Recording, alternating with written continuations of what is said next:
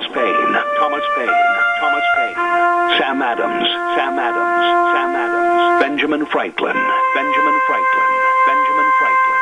These men spoke up for what they thought was right. From their courage came such documents as the Declaration of Independence and the Constitution of the United States. From their willingness to speak what was sometimes unpopular but right, we enjoy such liberties as freedom of speech, the right to keep and bear arms, and freedom of religion. There are those who still wish to oppress our freedoms, and there are still patriots willing to stand up and defend life, liberty, and the pursuit of happiness. Men like Zeb Bell, who honor our founding fathers and what they stood for. It's now time for Zeb at the ranch, speaking up and defending your freedoms. Brought to you by Magic Valley Les Schwab Tire Centers and all of the other great advertisers on the program. And now, Zeb Bell. Count your blessings. You have many. We all do. Don't dwell on the I wants. Be thankful for the I haves. How true. Morning, everybody. Here comes Kate Smith and God Bless America, followed by a Patriot with our Pledge of Allegiance to start the week off right. Good morning, good morning. And a good morning to you and yours. Zeb at the Ranch, I'm Zeb Bell, and of course we are brought to you by our major sponsor, your Magic Valley Les Schwab Tire Centers, all 7 locations with absolutely the best of tires in a very safe, clean environment. You stop in and see them today. Along with our friends at Burley Physical Therapy and Rehabilitation at 1263 Bennett Avenue, Suite 2 in Burley, helping you get back to being you. Right now, let's go to the phone line, and we have our pledger. Good morning, Patriot. Top of the morning, laddie. My friend. I pledge allegiance to the flag of the United States of America and to the republic for which it stands, one nation, under God, indivisible, with liberty and justice for all. You know, Doug, before you hang up, I want to say that on this program, for as long as it is left on the air, we are not going to be forced or coerced to take off the words under God. So keep right on saying it. You betcha, buddy. All right, my friend. Thank you. Appreciate it. Calls welcome in just a moment. 436-2244, 1-866-927-4587. Right now, let's go to the weather forecast. And the weather brought to you by K&R Rental at 256 South, 600 West of Hayburn, right there on the Burley-Paul Highway. Hello, Roger and the crew. They've got everything for your fall jobs. You've got this to do, that to do, this you want to do before the cold weather sets in. So be sure and get a hold of K&R Rental on the Burley-Paul Highway, and the number to call to find out all about the best of tools and equipment for both long and short-term rentals, 678-3122, K&R Rental. And right now, here's Gina with the forecast. Still in that air quality advisory, but it's not as bad as it has been. Here's a look at your weather forecast for today. We are expecting sunny skies, a little bit of a breeze out of the east-northeast at about 8 miles an hour, with a high of about 81. Mostly clear for this evening, low of 47. Tomorrow, again, sunny skies, high of 80. Winds are going to be picking up just a little bit out of the west-northwest to about 10 miles an hour. Mostly clear for tomorrow night with a low of 47. That's a look at your weather for Zeb at the Ranch. Thank you, Gina. And, of course, our weather brought to you by some really, really good people over at K&R Rental on the Burley-Paul Highway. And it's really true. They've got everything you need. Just look at their front yard. I mean, their equipment, everywhere equipment for you and any task. Call them or stop in at 256 South, 600 West of Hayburn, K&R Rental. Number to call, 678-3122. Want to also give a great big shout out this morning before we get underway to 2 other great businesses, and one, of course, Daryl's Cleaners at 1223 Albion Avenue in Burley. You know, it goes without saying that dry cleaning lengthens the life of your clothes, and today you're paying a bundle of money for your clothes. Might as well take care of them. Stop into Daryl's Cleaners at 1223 Albion Avenue in Burley. Kevin and Cindy, they really know how to take care of your your clothes at dry cleaning, and if you don't have time for the washing, they'll wash, dry, fold, and take care of your clothes just like Mama used to at Daryl's Cleaners, 1223 Albion Avenue in Burley. And another business that gets there early in the morning, that's, of course, Ramsey Heating and Electric at 2600 Overland Avenue in Burley. Hello, Ramsey's. What nice people. And they've been serving you for almost 7 decades. Wow. The best of heating, cooling, and electrical needs. They've got it all. They've done it all. Ramsey Heating and Electric with the number to call, 678-0459, where they provide warm winters and cool summers. Caller, good morning. You're on the air. Good morning. The menu at the Burley Senior Center today is finger steaks, tater tots, cucumber salads, and probably some more yummies. You know, Joe, I don't know about you, but I know you're an old farm boy, and there is nothing better than cucumbers in cream. You got that right. All right. We'll send everybody over to the Senior Center today, Joe. Thank you so much. God bless you. It's only $5. Be sure and stop over. Thank you much. Thank you. We appreciate all you do for us. All right, Joe. Thank you. Appreciate your call. That Senior Center, good eating over there, and it's only $5. And if you want to have a takeout, they can make sure they've got it ready for you. Caller, I'll be right there. Stand by. Don't forget Dino's Septic Service. You know, when you say the word septic and everything, you kind of cringe a little bit, like saying, "Ooh, we might have trouble with our septic tank," or "Ooh, we might have trouble with our sewer and sink drains. They might need cleaning." Well, these are the people to call. Dino's Septic Service. You better believe it. They've got a whole host of numbers. I'll give you 3 of them. 436-6526 or 678-1638 or 735-8281. Very fast, very fair, very friendly service. They know what they're doing. They've got the best of equipment. Dino's Septic Service with the big truck that pulls in your yard that says, "Smells cargo on the way." Caller, good morning. You're on the air. Good morning, Zeb. To you and your beautiful wife. Thank you. Thank you. Heal quickly. I hope so. She's been blessed. I've been blessed. We've all been blessed. And I meant that when I said this morning that we don't count our blessings enough. Keith, what can I do for you this morning? Well, I'd like to know the difference between hatred and dislike, because hatred has become a standard word in our vocabulary.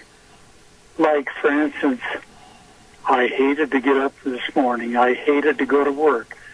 You say that word without a true meaning. Well, I can honestly say, all the years I've been listening to you on the radio, I've never heard you use hatred. I'm a little cautious. Toward somebody. I'm very cautious about using that word, and I don't know why. I mean, I've never thought of it before. You bring up a good point, but I dislike things immensely. I dislike a lot of people immensely, but I don't think I ever have, and thank you for your comment. I don't think I've ever said I hate so-and-so, or I hate that, whatever. I might dislike it a bunch, or have nothing to do with it, but I very seldom ever say hate. You're right. You know, this guy running against Trump, that guy has so much hatred in him for Trump, and it shows. And this man is nothing but a liar, a cheater. He has done more damage to this country than I can even imagine. You know, let me throw something at you, and I'm not trying to arbitrate with you at all. I'm just being honest. I am not so I'm not sure that Joe Biden really hates Trump. And when I say that, I know your eyebrows raised, but I'm not sure that Joe Biden really has the mental capacity to have a hatred attitude or feeling towards Donald Trump. I think basically everything that comes out of Biden's mouth, everything, is handled by controllers and measured by people that are working for him in a managerial capacity. So I'm not really going to throw the bulk of the blame at Joe Biden. But there is someone that I had a tremendous dislike for, and they're trying to paint it over as a beautiful thing, and that's Ruth Bader Ginsburg. And she has made it known that she hated Trump.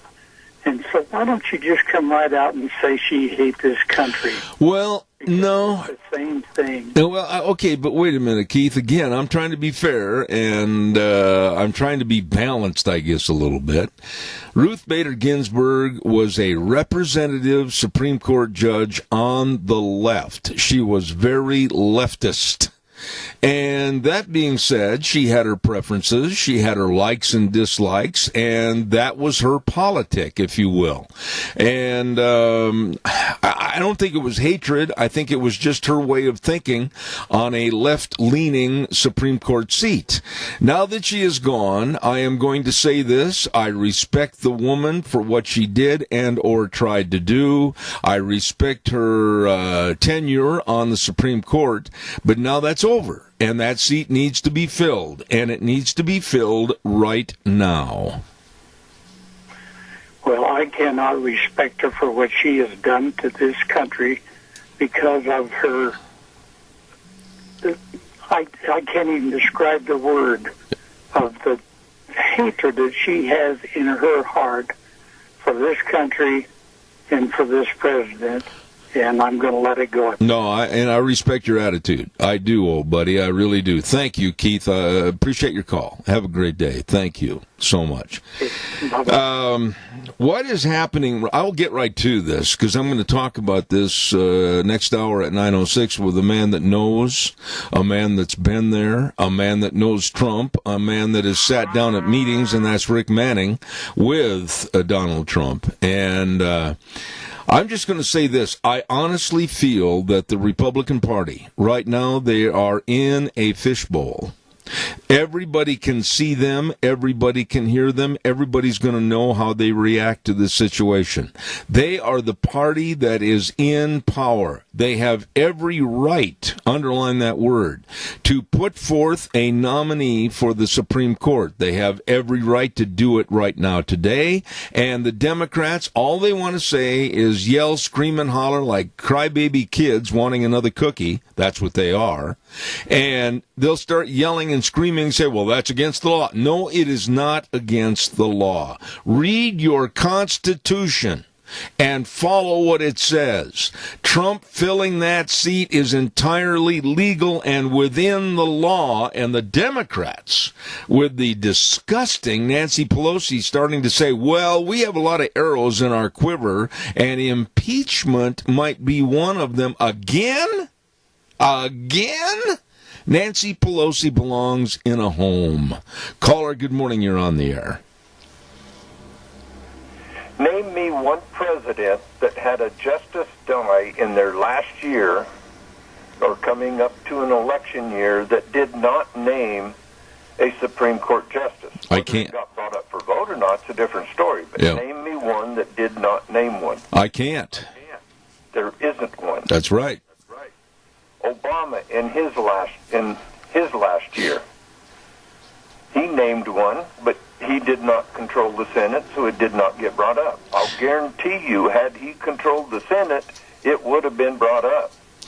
Let me throw something at you, Doug, and I know you're a student of politics, etc., and you're a junkie like I am. I can't get enough. And I got a little feedback here, Sean, if you could help me on that, please. But I'm looking at a scenario that really scares me, and I think you've already followed this. Right now, there are 8 justices on the Supreme Court. And we could very easily end up with 4-4 tied decisions.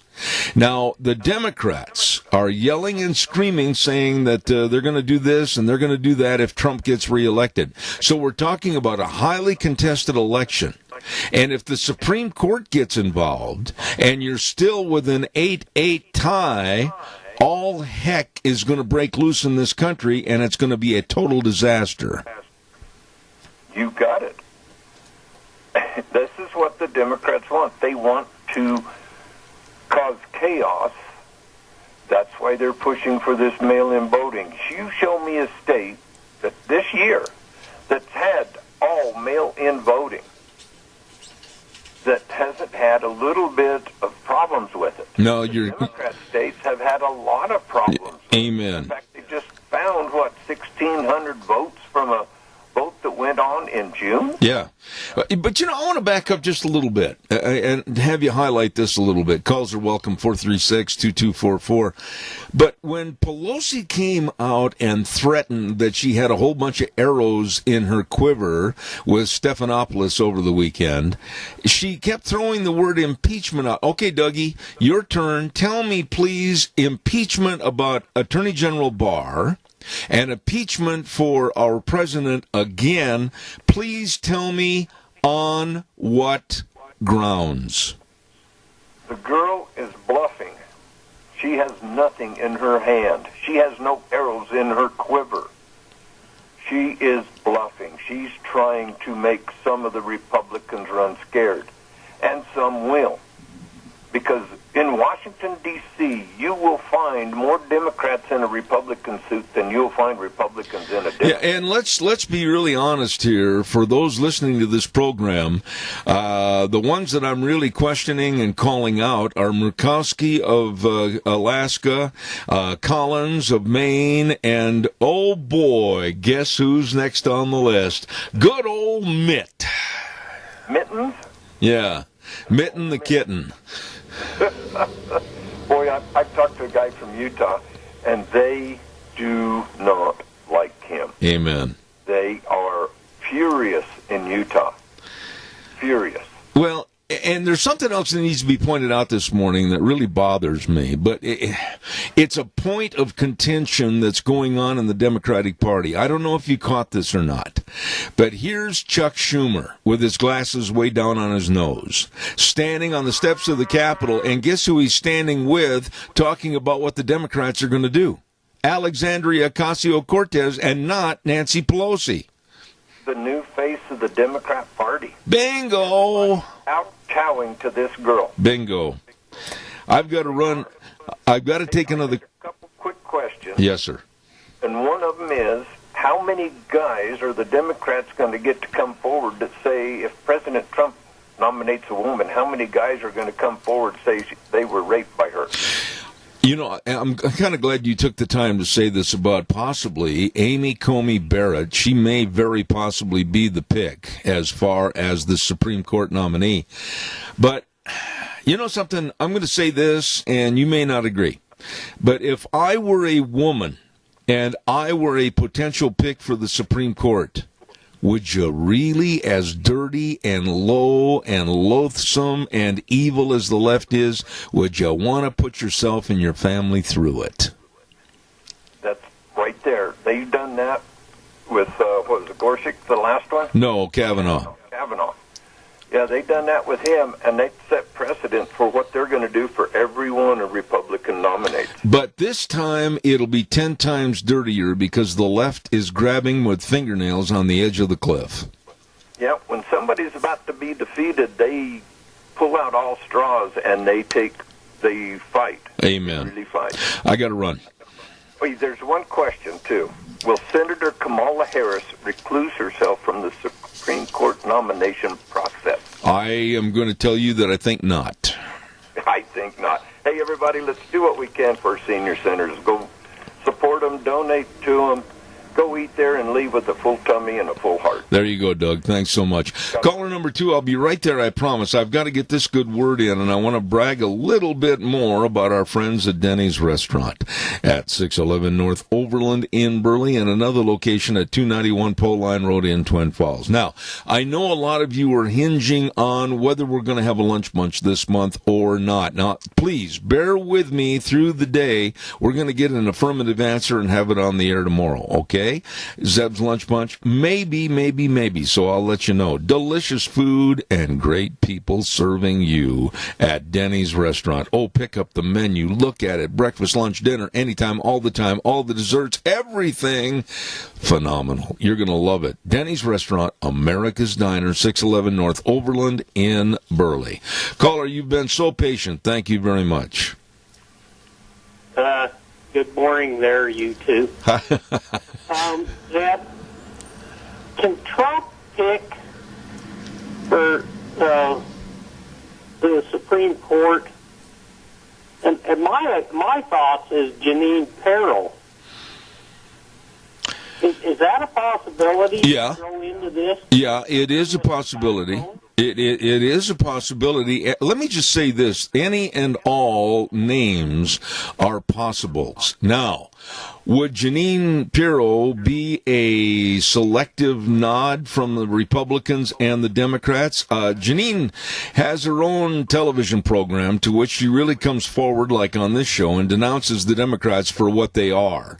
I think it would be a little bit harder push for Janine Pirro as compared to like the woman Amy Comey Barrett, who's had work with the district courts and everything. I think that Janine's education as a judge maybe not as far-reaching as some of the others.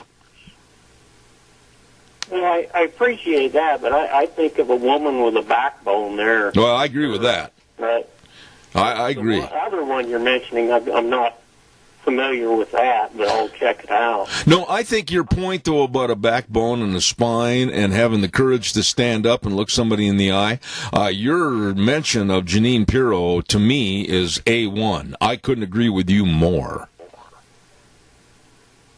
Zeb, I'll thank you for the time and appreciate what you do. God bless you, my friend.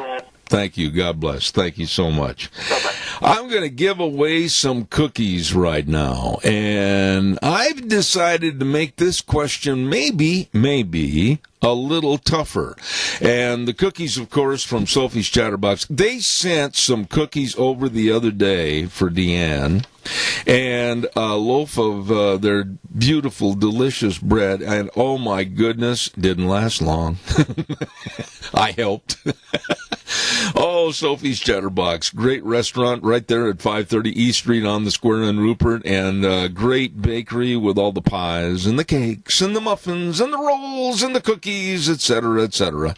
And if you win, get a hold of them, let them know when you'll be coming in to get your cookies at Sophie's Chatterbox. Here is the question. Walter Brennan was a great actor in movies. He was with John Wayne on a couple of movies, and he had, of course, a great selection of different movies that he appeared in as a cowboy actor mostly. But then he was the star of the TV show The Real McCoys. But a lot of people don't know that he also had a hit single record. What was the name of the record that Walter Brennan made famous in 1961? First person to call with the right answer is going to receive the cookies. 436-2244, 1-866-927-4587. What was the name of the record that Walter Brennan made famous? Caller, good morning. You're on the air. Hello? Yes, go ahead. I think the record was called Houdini.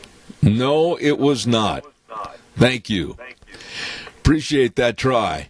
Walter Brennan with that kind of a squeaky, kind of a, I don't know, it almost sounded like he was crying sometimes, and sometimes he was. And caller, good morning, you're on the air. What was the name of the record? I'd like to say it's Old Rivers. Who's calling? What's your name? My name's Ray Helms. I can't hear you. Say it again, please.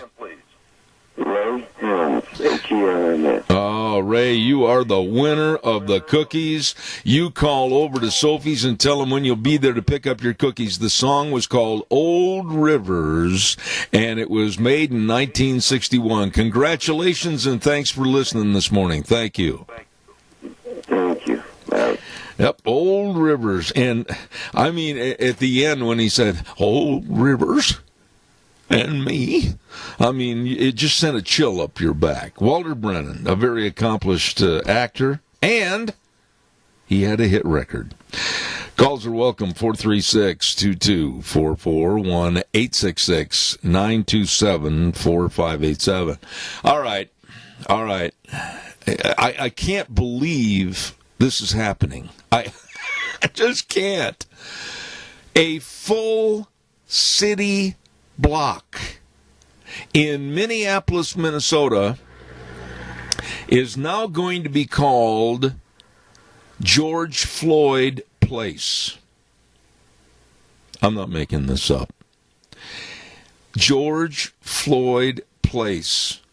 The Minneapolis City Council and the powers that be have decided to take a full square block in Minneapolis and dedicate it to George Floyd. Oh, they're going to have all kinds of signs. Oh, they're going to have all kinds of dedications to a felon. You know, think about this, folks, and I really contemplated this over the weekend. The cancel culture kooks that want to tear down all of our history, whether it's George Washington, whether it's Thomas Jefferson, whether it's Benjamin Franklin, whomever, they'll tear all those people down that really helped build this country, but they'll dedicate a city square in Minneapolis to a felon. Help me on that one, please. I mean, call me. Somebody's got to point out the common sense to that. 436-2244, 1-866-927-4587. While I'm waiting for your call, please, I'm going to tell you a little bit about Barry Equipment and Rental. Sales, service, and parts. They are busy, they're good, and they're serving you. Almost choked to death there. Never eat a cough drop like I did. I just swallowed it. 159 West Highway 30 in Burley, 465 Addison Avenue West in Twin, and the Nampa location for all the Bobcats, all the shapes and sizes, all the trenchers, all the scissor lifts, all the Doosan equipment, for the lifting and the digging and the pushing and the carrying. I mean, they've got the equipment to get the job done. Super leasing programs and great financing programs to purchase and own at Barry Equipment and Rental. Burley, Twin Falls, and Nampa, you stop in and see those really good people today. All right, 436-2244, 1-866-927-4587. What is going on in this country? I mean, a felon, numerous times arrested for various and sundry crimes. And the city of Minneapolis is going to dedicate a block, an entire city block, as George Floyd Place. And then at the same time, they're out taking down or trying to tear down statues of George Washington and Franklin and others, and mad as heck about Mount Rushmore. What is going on in this country? The mindset is bordering on total stupidity. Your thoughts. Come on, give me a call. 436-2244, 1-866-927-4587. In a related story, I don't know if you've had the opportunity, but I'm giving him a 4-star rating for his attitude and his thinking and his personality. And I'm talking about former college and National Football League star Herschel Walker. I said this a couple of days ago on the program, and I'm repeating it because he's telling these black players, whether it's the NBA, whether it's the NFL, what in the world is the matter with you? Do not pay tribute to a Marxist organization, Black Lives Matter. I'll talk more about this in a minute. Caller, good morning. You're on the air. Good morning, Zeb.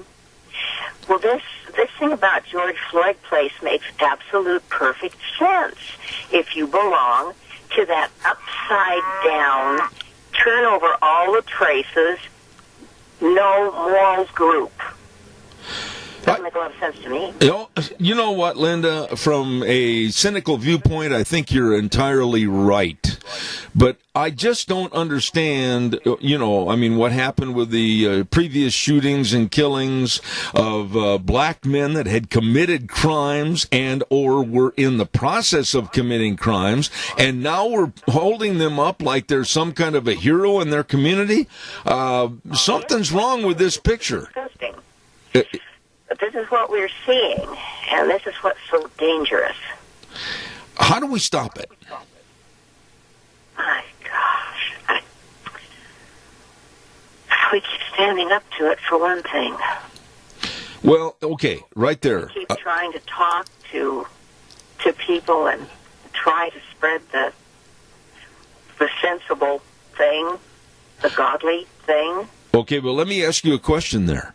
Have you at any time in the last, let's say, 4, 5, 6 months, have you ever had someone come up to you and or in the course of a conversation say, say that they were supportive of Black Lives Matter?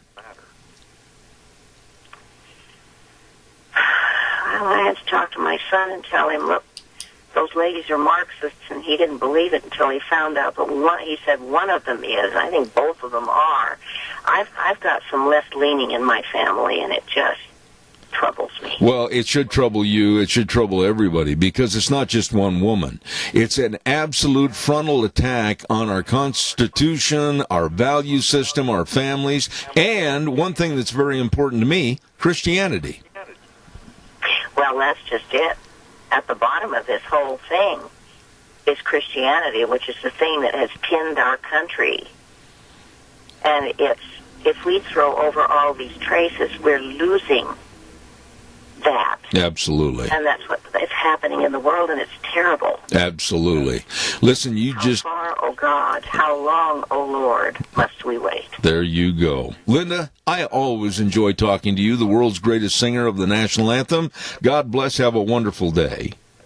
You too, and you guys are in my prayers. Thank you. Thank you very much. Behind you. Thank you. Wonderful, wonderful lady. And when she sings the national anthem, to which she could sing it anywhere, and the crowd would be mesmerized with her beautiful voice. Thank you, Linda Croft. Caller, good morning. You're on the air. Morning, Zeb. How are you? I'm good. What's going on in your world? Trucking some diesel over here to your Magic Valley. This is my friend, the gas man from Idaho Falls, Idaho. Well, good to have you back down here in God's country. Headed to Jerome. You know where that is, I'll bet. I do. I married a gal from Jerome. Yes. Just wanted to let everybody know that we attended the Republican Lincoln Day big event up in Idaho Falls Saturday night. And listened to Candace Owens speak, and she knocked it out of the park. In just a short period of time, can you give me kind of a synopsis as to what her message was? Her message is family. She says, I'm so tired of the men being cut down in this country. And that's the way she was drilled into when she went to college, was men are bad. Men are bad. And she says, I look out across this crowd and I see a lot of wonderful men out here. Am I not right? And everybody just applauded, just stood up. And she says, we have got to stick together as God-fearing country and take these things and put them up front because they've been put back for so long. The men are not bad in this country. They're great people. And she just knocked it out of the park. I mean, she had people just standing ovation. Let me ask you, when you say the crowd gave a standing ovation to her, what about the general concept of what she said? Did everybody agree with it? Yes, they did. Mm-hmm. Well, you know, I wish... She commented a little bit, very briefly, on Ruth Ginsburg, but didn't touch on her too much. She said, God will win in the end. We have God on our side, and we've got to remember that as a country. And she's just an outstanding lady. I was so impressed with her. And then, of course, the Trump impersonator come up behind her, and he just tore it up. I mean, he's got people rolling in the aisles laughing, you know. It was just a wonderful event. I was glad to have my son there, who turned 29 the next day, and good friends. And it was just a great event to get people out amongst this COVID stuff we're dealing with and get together again. Amen. You know, I want to tell you how much I appreciate your call. And, Sean, I've got a little feedback here if you can help me, please. But I ask you to drive safe, and please know that you're welcome to call in on this program anytime. Thank you so much. Well, thank you, Zeb. We appreciate you, and we listen to you all we can over here. God bless you, man. Thanks so much. Okay, again, God bless your wife. I hope the best for her. That was very nice. Thank you, sir. Very best to you. That man has called many times in the past, and I appreciate him calling. I'm envious of him being at that event. I know that Randy called in last week, and we were talking about that a little bit. I would have really enjoyed going to hear her and listen to what she had to say, but thank you so much to the gas man that called in. I appreciate that. Thank you very much. Calls are welcome, 436-2244, 1-866-927-4587. I want to go back a little bit to Herschel Walker. You know, wow. I mean, wow, double wow. Here is a black athlete that now is a political analyst that is telling his fellow athletes, get your head out of your sandbox and realize what you're paying tribute to. You're paying tribute to a Marxist mess that absolutely deserves no respect, deserves no recognition, and absolutely has in their mind every right to destroy this country and our Constitution, and I'm talking about Black Lives Matter. Herschel came right out and bluntly said that he's trying to tell players to stop supporting anarchy. And that's what the Black Lives Matter is. And I have not yet watched a NFL game in any kind of continuity. I mean, flipping the channels, I might stop for a moment, take a look. Nobody's in the stands. It's about as boring as watching water dry on a sidewalk. And I will not even stop at an NBA game with the Black Lives Matter T-shirts and the Black Lives Matter logos on the floor, etc. One football player I heard about this morning, and I think he played for the Tennessee Titans. And I'm open for correction on this if I state this wrong.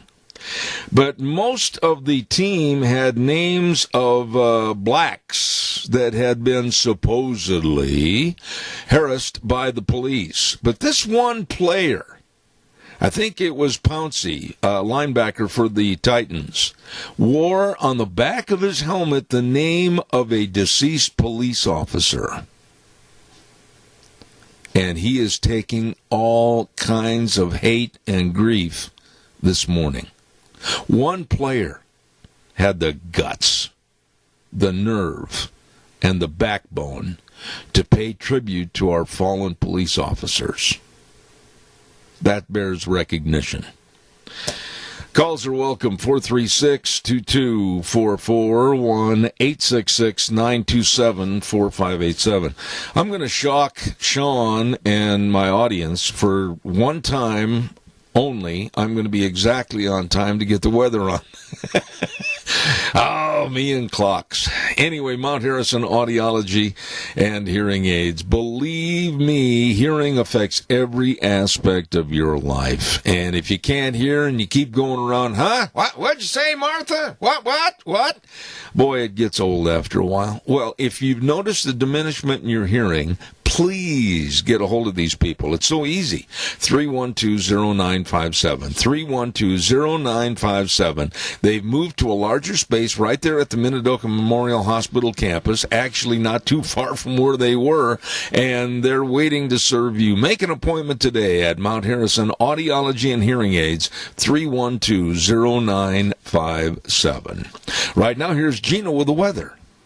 Still in that air quality advisory, but it's not as bad as it has been. Here's a look at your weather forecast for today. We are expecting sunny skies, a little bit of a breeze out of the east-northeast at about 8 miles an hour with a high of about 81. Mostly clear for this evening, low of 47. Tomorrow, again, sunny skies, high of 80. Winds are going to be picking up just a little bit out of the west-northwest to about 10 miles an hour.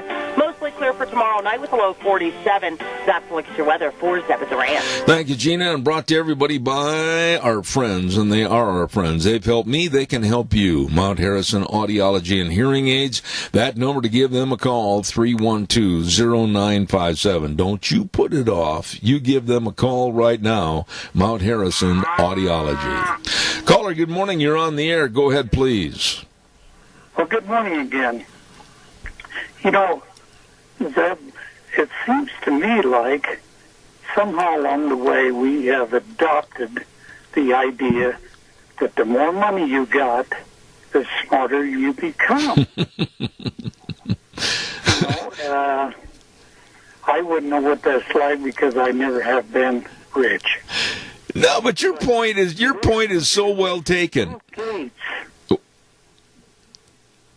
Go ahead. No, I was going to say your point is so well taken, especially in the case of these athletes that barely got out of high school with grades that were mostly D's and F's, but they had athletic talent, and then they went on, and for some reason they got college scholarships to play football, basketball, or whatever, can hardly write their name or construct a complete sentence, and then they get into the pros with multi-million-dollar contracts, and now we're supposed to look up to them and listen to their great minds? Are you kidding me? You know what's really interesting that you brought that up is the fact that I have a friend who, for some reason, is in the printing business or whatever you want to call it. He will make you the most beautiful diploma that you have ever laid your eyes on. This is so authentic, and he sells these for a couple of $300. You know, it's just never even been to college, but yet you have this diploma. I know it, and you know, I'm chuckling because of your topic that you've thrown at me. I look at Hollywood the same way. There's a lot of these Hollywood actors, Sean Penn and Damon and the rest of them, that hardly can say "come here" from Sikkim, and yet when they get these multi-million-dollar contracts and rewards from being in a movie where a director and a writer and a screenplay and a producer all tell them where to go like little robots, what to say, etc., all of a sudden their intelligence factor is far superior to yours and mine. And I scoff at these people. I really scoff at these people because, like I said earlier, they don't know "come here" from Sikkim. Well, okay, let's take like this Bill Gates, who was on Fox last night, made me absolutely ill. I think I was ready to throw up for the way he was talking. But here's a guy that worked in the garage, his family car garage, and invented something that we didn't have. I'll cheer him for that because that was a wonderful thing. Oh, yeah. What makes him the smartest person in the world? Well, no. You're let's not mix the two paints here. Let's not mix orange and blue. Let's talk about Gates. He was very smart at what he did. He was very smart and perceptive over a product that he helped invent, let's say. And I take your point, Keith. You're spot on. Just because he invented that and because he knew what he was doing with that does not propel him to be a leader of mental capacity about how we should vote, how we should live, etc. Well, he thinks because he is so rich is because he's become so smart. Well, it's a shame that is true, and it's also true. Look I don't care if it's Bill Gates. I don't care if it's LeBron James. I don't care who it is. Anytime that you sit there and your money dictates all of a sudden how smart you are, there's trouble in River City, and the trombone player has got the flu. Yeah. And you got this other guy that thinks he's so smart that he doesn't know N1 from H1. So that is stupid. Oh, Joe. I chuckle at what you said because poor Joe, without a teleprompter and without knowing what to say or how to say it, he is a lost child. Keith, God bless you for your call. I appreciate it. Thank you so much. Well, you could do like he does. You could just make it up as you go along. I can't do that. I've got to have bona fide fact or I'm not going to get on the air. Thank you. The truth will set you free. It has. Thank you. I blasted Hollywood, but I was absolutely knocked on my back pockets of my Wranglers the other day. And I'm serious when I say this. I called Deanna and I says, Goober, you're not going to believe this. Here is a Hollywood actress from the television series The O.C., and I'm going to say her name, and somebody out there, please correct me if I say it wrong, because I didn't quite catch everything. I think her name is Samari Anderson. I think that's her name. She's one of the stars of that TV show, The O.C. Holy spaghettios. Did she blast Hollywood? Oh, it was so refreshing. She said, I am conservative. I am supporting Donald Trump. I absolutely think the Hollywood elites are off in a bubble someplace. They have no common sense. And I'm going, you go, girl. You go, girl. I hope that she's still employed this morning, but at least not all of Hollywood is dumb. Okay, thank you very much. Calls welcome, 436-2244, 1-866-927-4587. There are I got to tell you this real quick before I do the next commercial. There are some fed up New Yorkers. I'm not going to elaborate what they did because I can't put it on the radio. But a whole bunch of New Yorkers decided to tell Mayor Bill de Blasio and Governor Cuomo what they thought of them because of the severe increase in crime going on in and about New York City. The shootings, the burglaries, the muggings, everything are at numbers that are just skyrocketing. And so this group of New Yorkers took some yellow paint. Does this sound familiar? Took some yellow paint, and believe me, they did not print on the street Black Lives Matter, but how do I handle this? They told de Blasio and Cuomo maybe to have a relationship with themselves. I'll just let it go at that. And the police that were on the sidelines watching this, as they painted this great big long slogan on the street, just stood there and chuckled. I thought that was great. Anyway, let's talk about our if I'm still on the air. Let's talk about our big sponsor, our major sponsor, your Magic Valley Les Schwab Tire Centers. All 7 locations serving you. Now, the air is a little crisper in the morning. How do I know? Because when I got up at 3:45 this morning and went outside, I turned right around and got a vest on. It was a little chilly out there. They've got the best of tires for you. All the tires for your cars, pickups, SUVs, horse trailers, boat trailers, whatever. All the tread design, all the sizes. Oh my goodness, they know tires. And the very best in brake service, front end alignment, shocks and struts and batteries. Right there I'm going to stop, because with these cooler temperatures in the morning, you know what's going to be boding for us in the future. Cold mornings. And when you go out and turn the key, it might not do anything but go click, click, click, click, click, click, click. So you better check your battery. They've got the best. James and Buell, Dan on Pole Line in Twin Falls, Lane and Rupert, Mike and Jerome, Dave on Blue Lakes and Twin, the Twist family in Paul, and my buddy Trent on Overland in Burley. 7 locations of your Magic Valley Les Schwab Tire Centers. The best.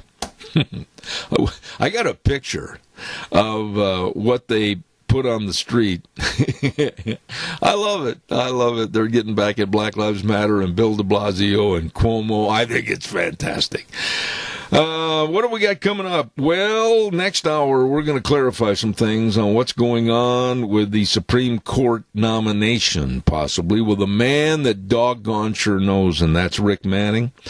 And then at 9:30, we've got Tim Constantine talking about the mess with the NFL. Caller, I've got 30 seconds, and then I'm going to have to cut you off real fast. Go. Well, the other day, my wife showed me a video of a black man doing a video in front of a hospital of a bunch of healthcare workers, nurses, doctors, and he says, "Do Black Lives Matter?" And they all yelled. And then he says, "Do Black Lives Matter when a black man kills another black man?" Nothing was said. And he says, "What about all those babies that are killed in the womb? Because the blacks killed more babies in the womb than any other in America, any other race." Quickly. In fact, it's not prejudice. And they just were standing there with their masks on. Yeah. They didn't care one bit. Isn't it a shame? Randy, here you bring up an excellent topic, and I'm out of time. Doggone you. Look at your wristwatch and call earlier.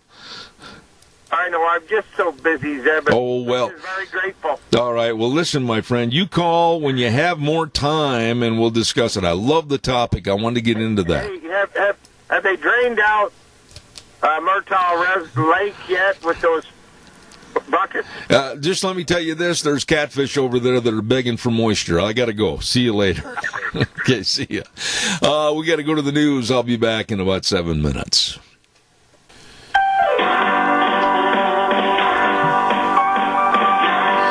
Oh, good morning, good morning, good morning. Hey, it's already September 21st. I cannot believe that. And, of course, this is Zeb at the Ranch, and brought to you by our major sponsor, your Magic Valley Les Schwab Tire Centers, all 7 locations serving you with the very best in tires in a very safe, clean environment. And our friends at Burley Physical Therapy and Rehabilitation at 1263 Bennett Avenue, Suite 2 in Burley, helping you get back to being you. Garbage problems, you don't know what to do with it? Well, I've got the answer. That is Western Waste Services. My goodness, especially leading into the fall when we'll be outside a lot more, inside, I should say a lot more, and you're not sure what to do with your garbage, you're new in the area, well, write this number down and give them a call, 734-6969. They are always at your disposal. Get on the route service. They'll pick your garbage up. It's gone. It's out of there. Western Waste Services. Absolutely the best. I want to also give a great big shout out and thank you to some folks that are so diligent, so caring, and so community oriented, and that's of course Joel Heward and his family and staff over at Hanson Mortuary at 710 6th Street in Rupert.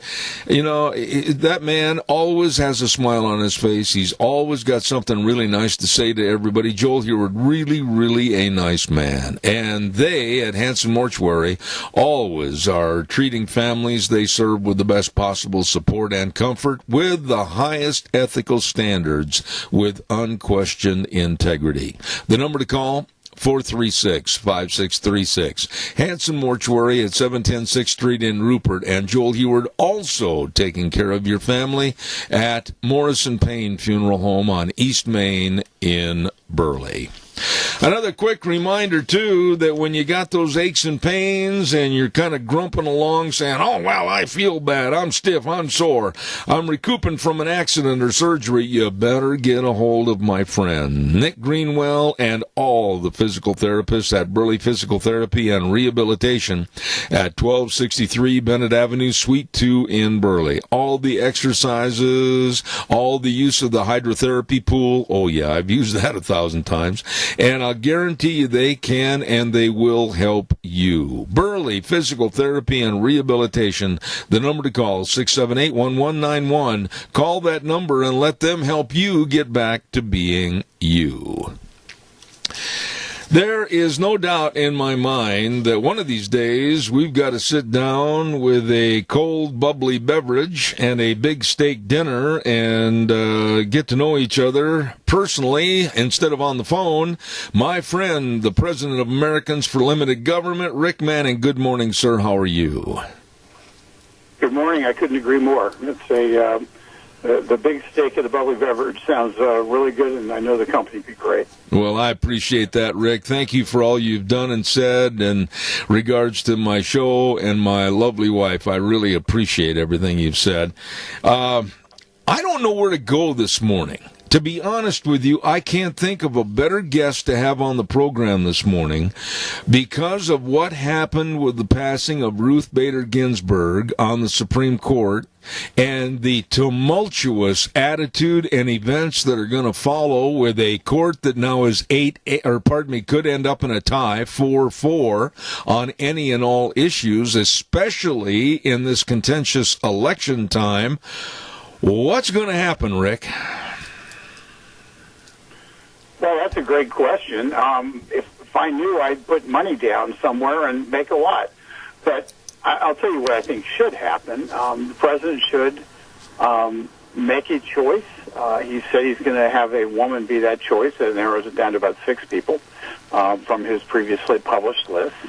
And it's reasonable to assume there's a big push behind Amy Coney Barrett, who is a graduate of the University of Notre Dame Law School, currently an appellate judge, and has a very strong record that's in alignment with the Catholic Church related to abortion.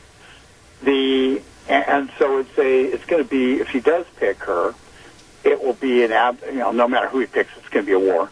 So he might as well pick somebody who's going to do something, and then the Senate's going to fight it out, and it's going to be all about abortion. The entirety, all this talk right now, a high-minded talk of Senate responsibility versus, whether or not they should approve somebody at this late date and all that, none of that matters, okay? The Senate Majority Leader says he's going to bring a nominee up for a vote.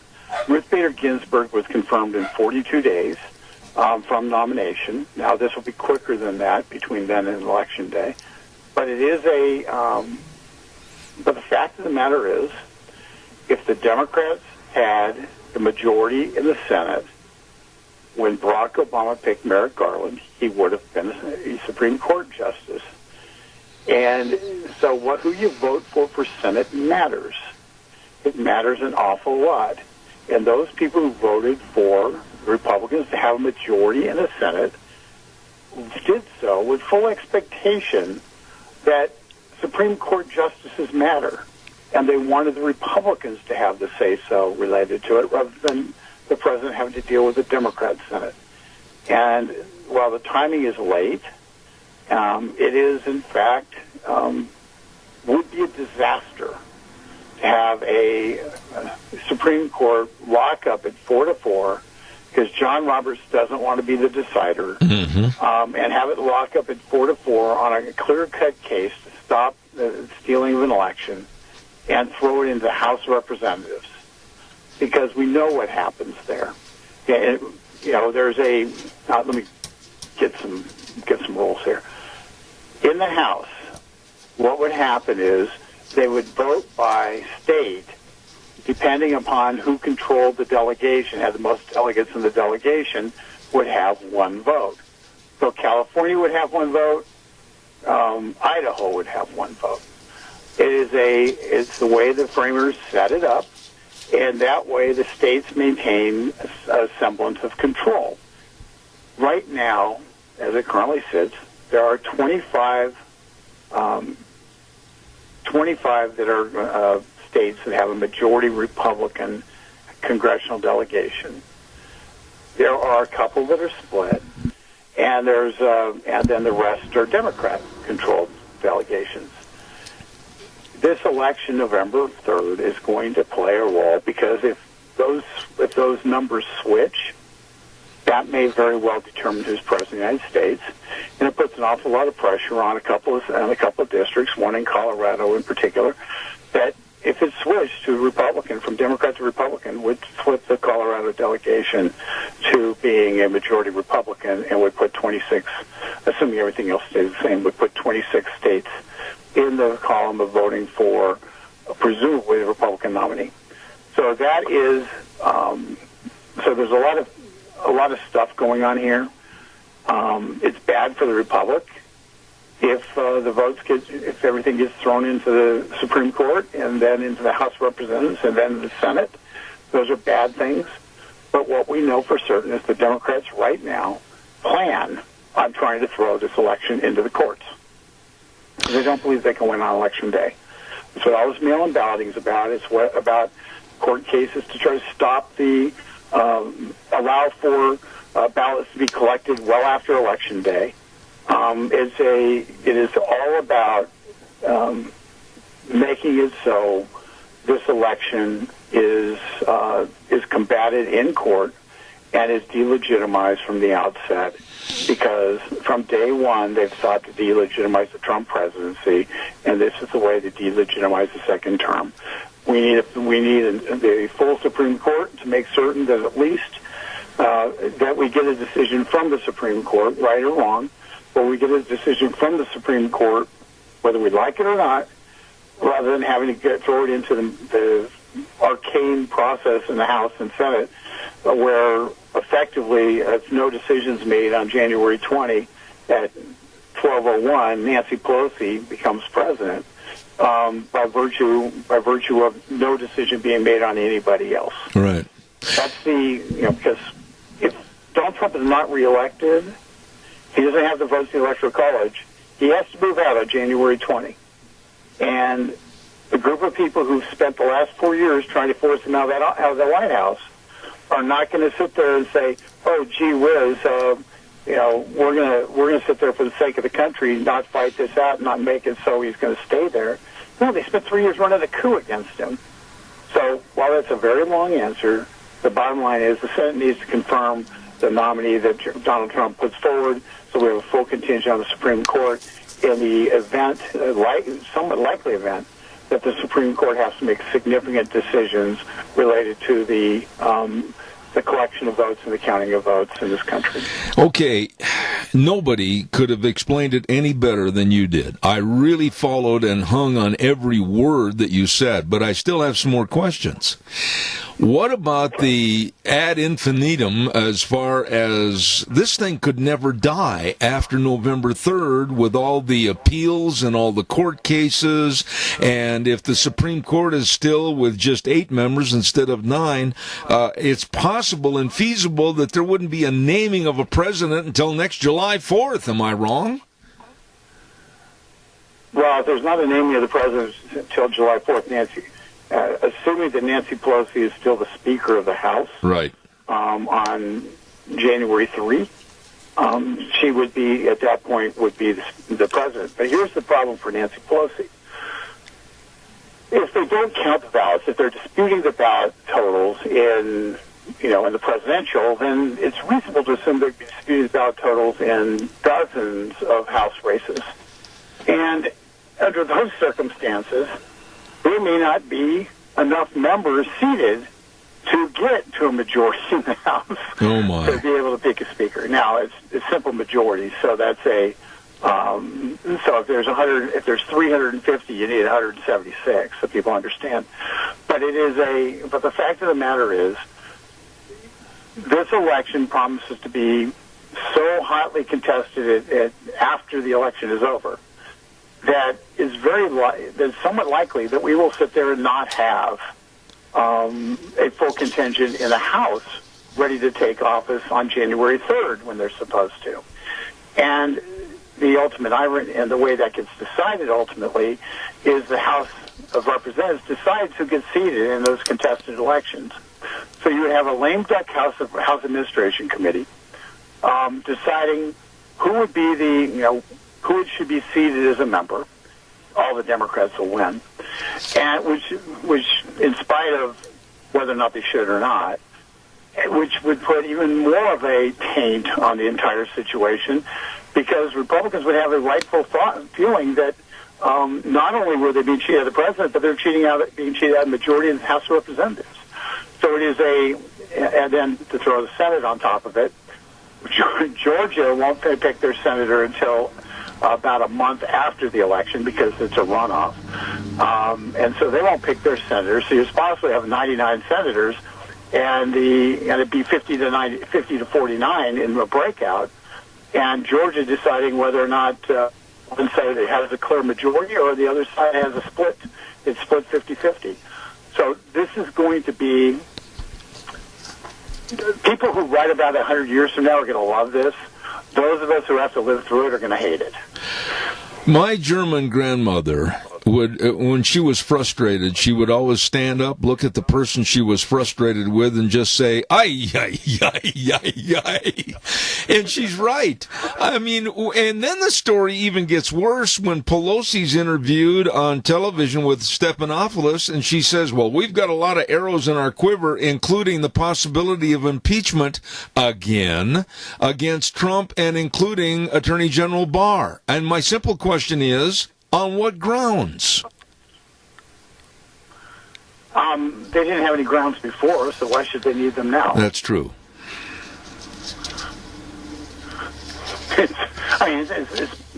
Listen, your listeners have to understand this. It is the rules on the when you used to play Monopoly or Candyland or anything, the rules are written on the box. Yes. On the top of the box. Yes. You read the rules. You follow those rules. The rules that we normally operate under are being completely thrown out the window by the left.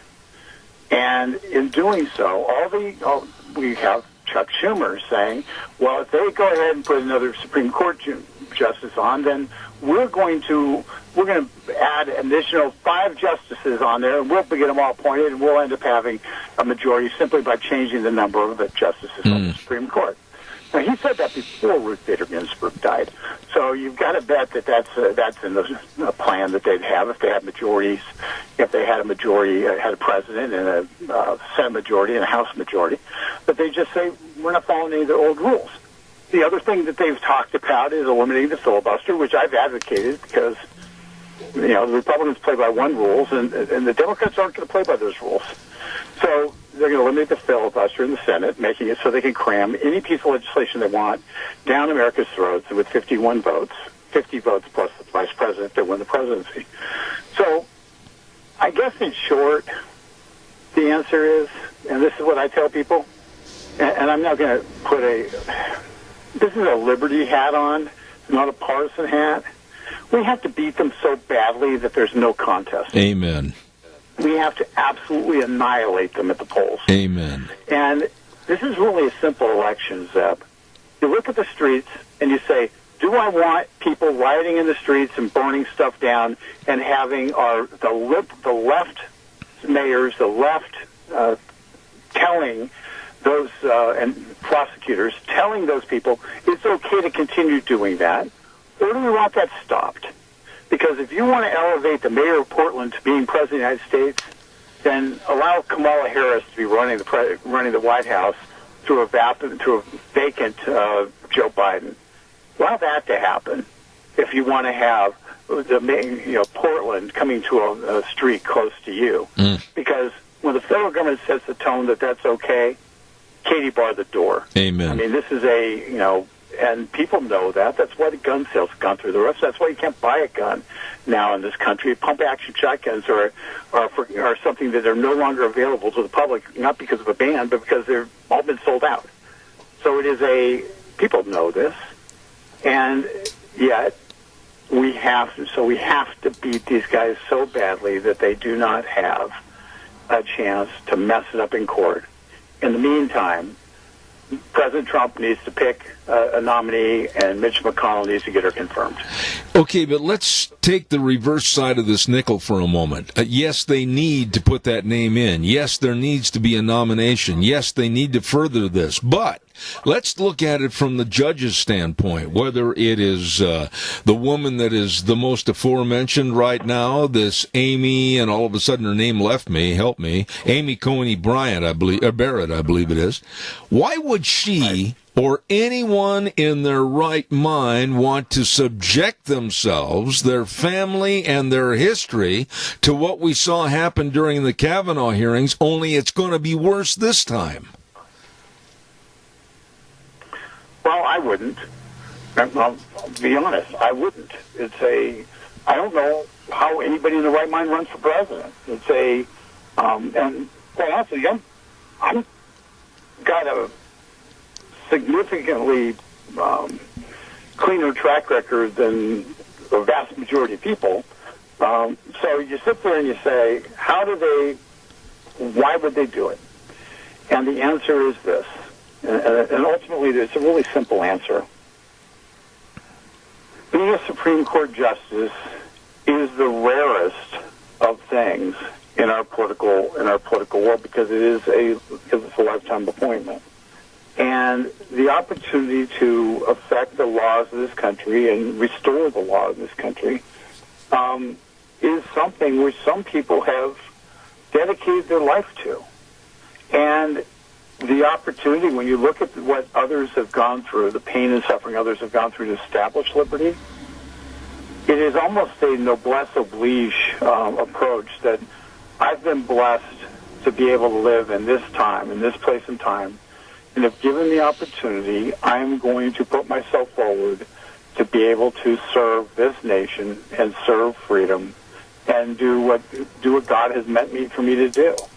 And so it isn't a rational choice, it's a patriotic choice. Mm-hmm. And it wasn't rational for a bunch of wealthy colonists to sign a document that made them, which was committing treason, and would have cost them their lives, would have cost them their fortunes, and their families' ability to be safe in their homes.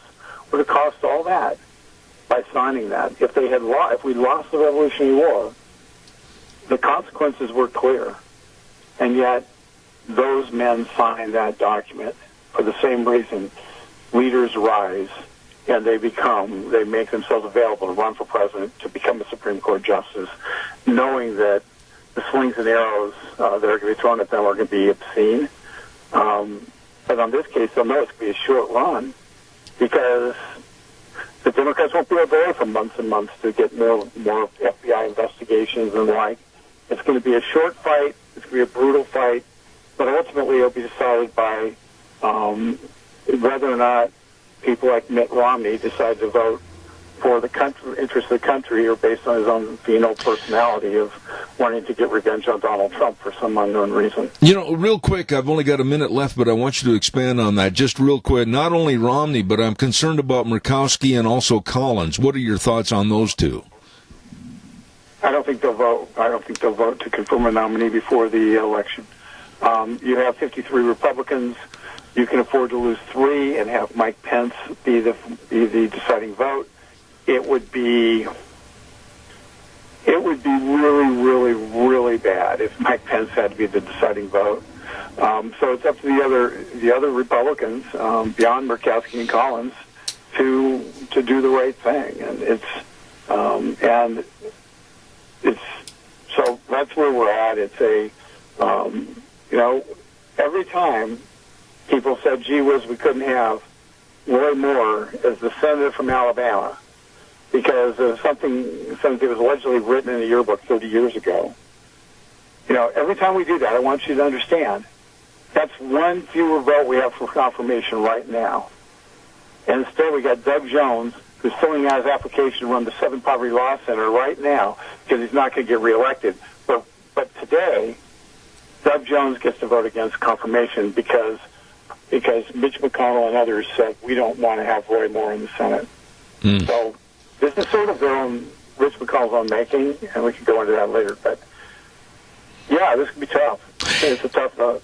This man is the best. He's up on the mountain with all the gurus. He is one of them. Rick Manning with Americans for Limited Government. My dear friend, God bless you and have a super week, and we'll talk to you next Monday. Thanks, buddy. Bye. All right.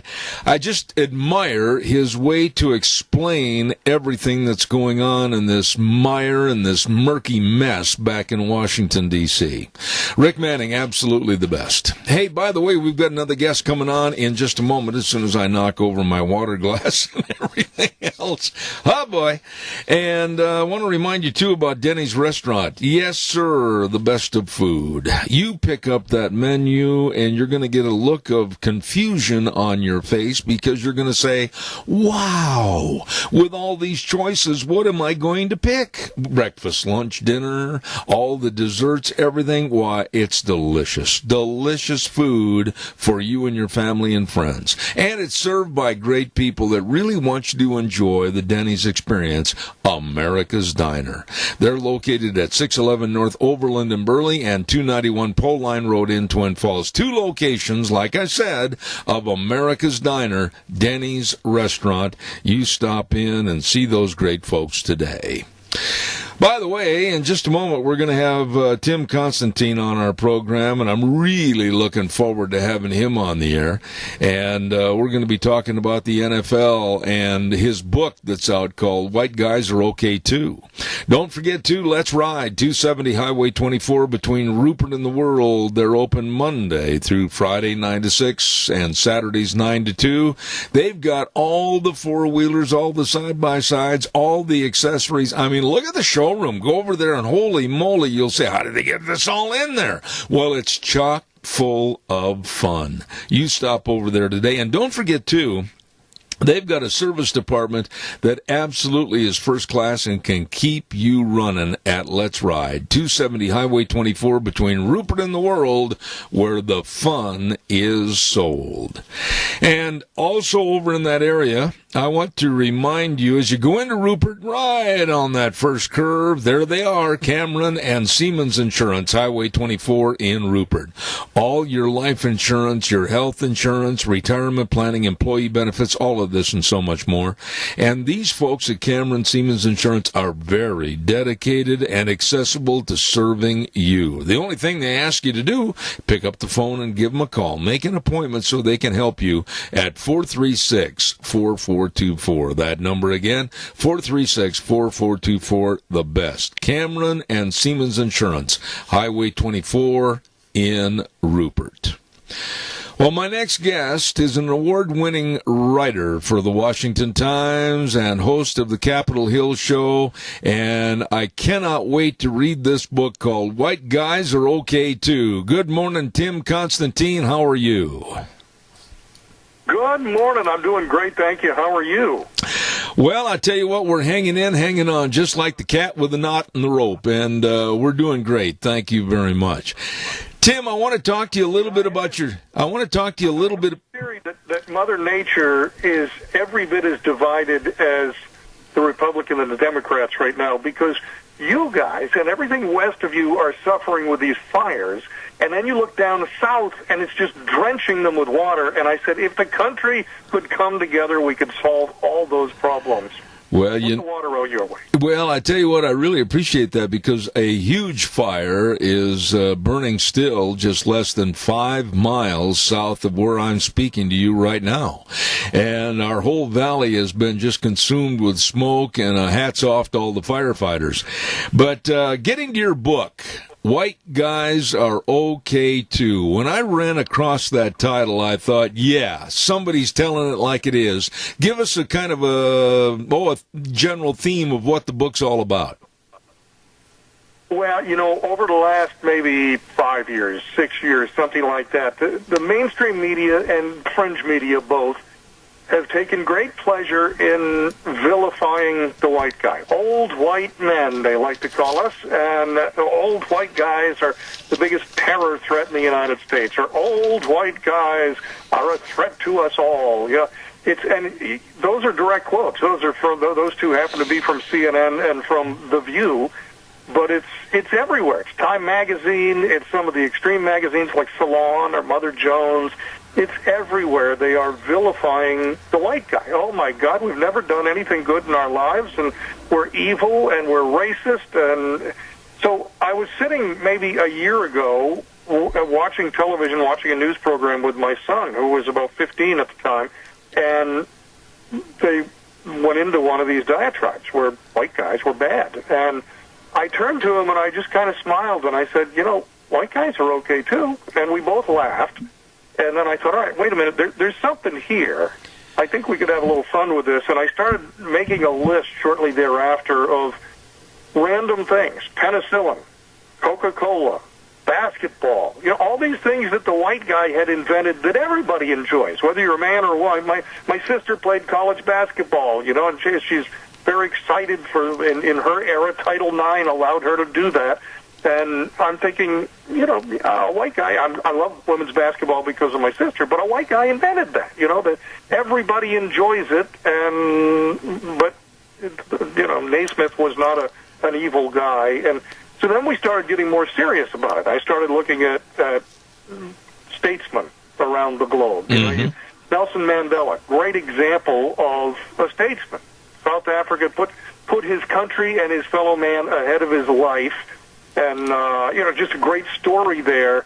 But then there's some pretty good white guys around the planet, like Pope John Paul II, that were impressive statesmen as well. So in the book, what we try to do is emphasize that there are great people from all walks of life, whether you're black or Asian or white or Hispanic or what have you, man, woman. Almost every chapter starts out with someone who is a minority or a female that's really good at their craft. That might be in music. We talk about Aretha Franklin.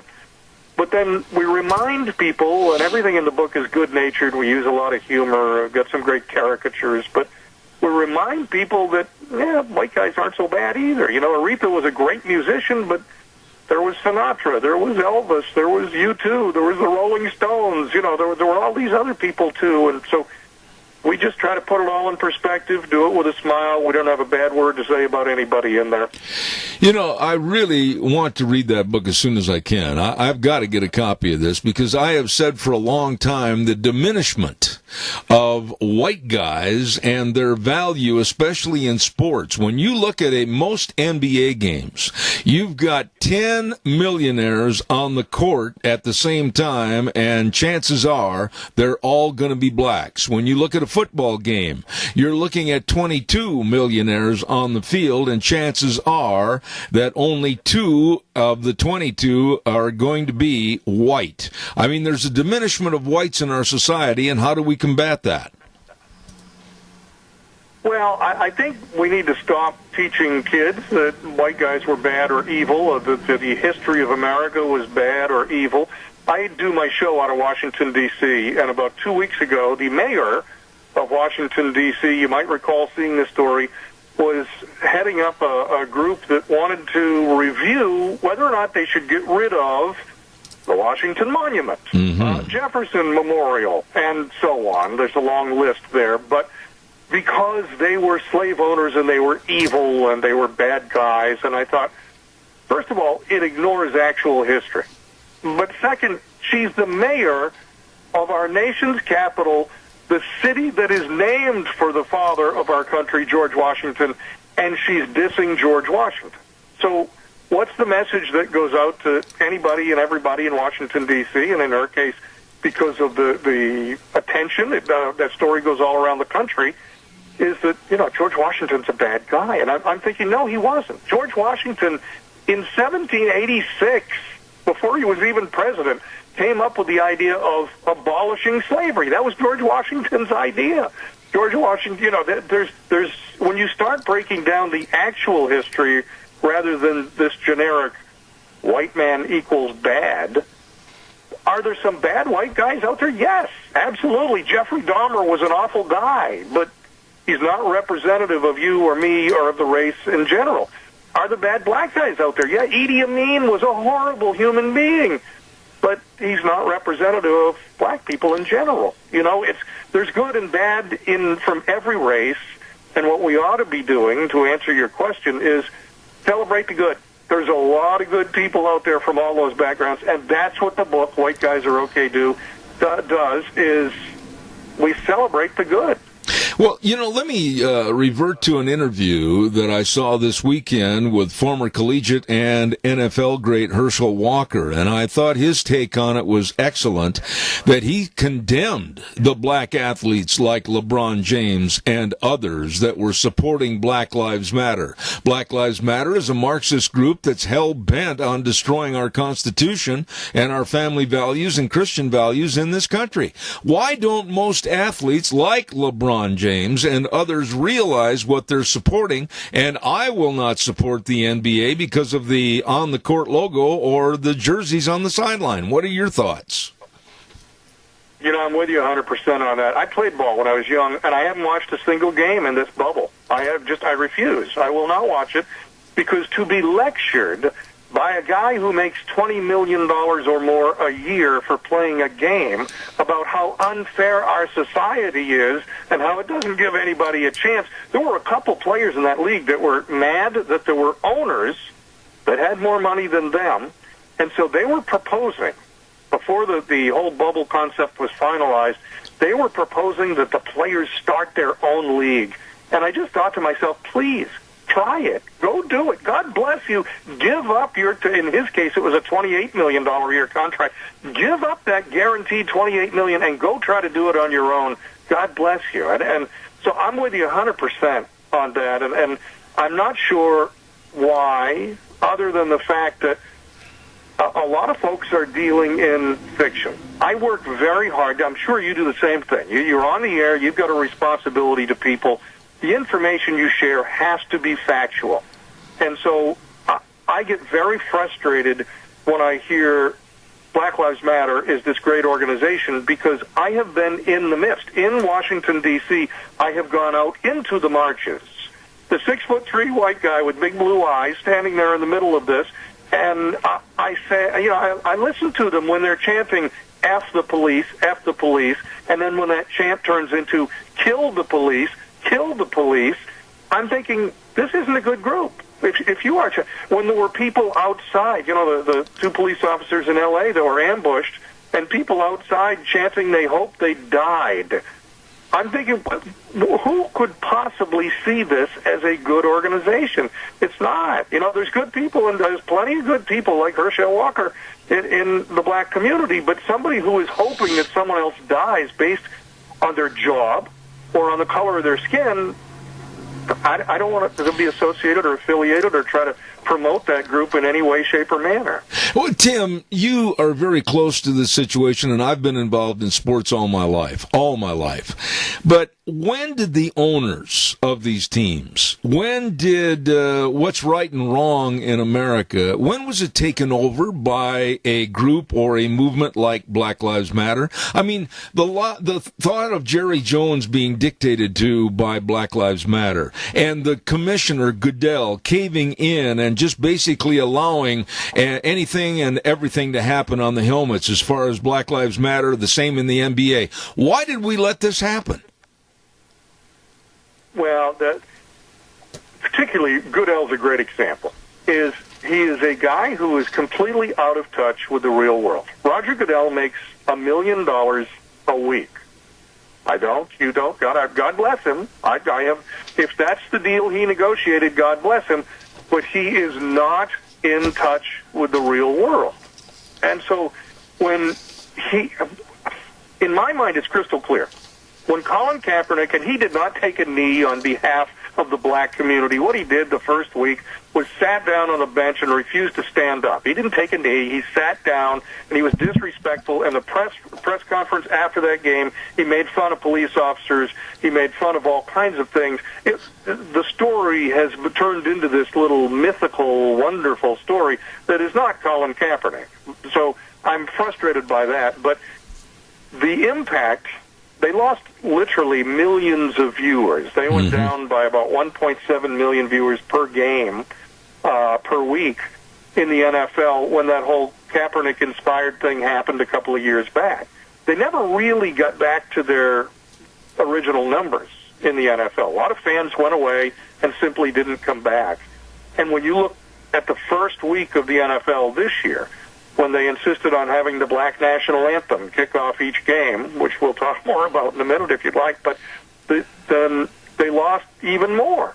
They lost in every single, whether it was ABC, CBS, ESPN, the Monday Night Football, Thursday Night Edition, every single one except Tom Brady's game, because of the freak-like atmosphere of seeing Tom Brady in a Buccaneer uniform.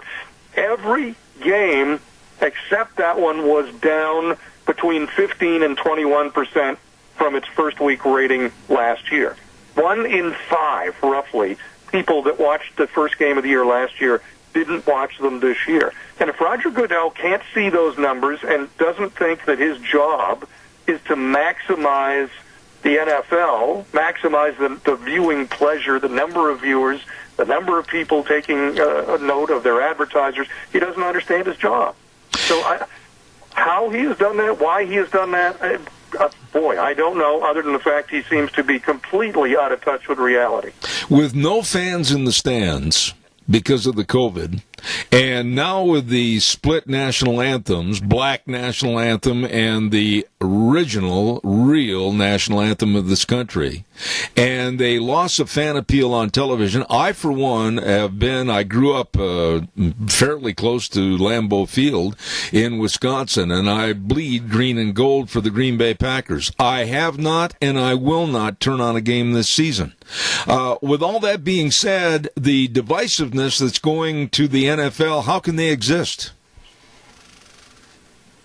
I don't know. I mean, they've got a fairly long-term contract worth billions of dollars, so their financial security is there in the short term.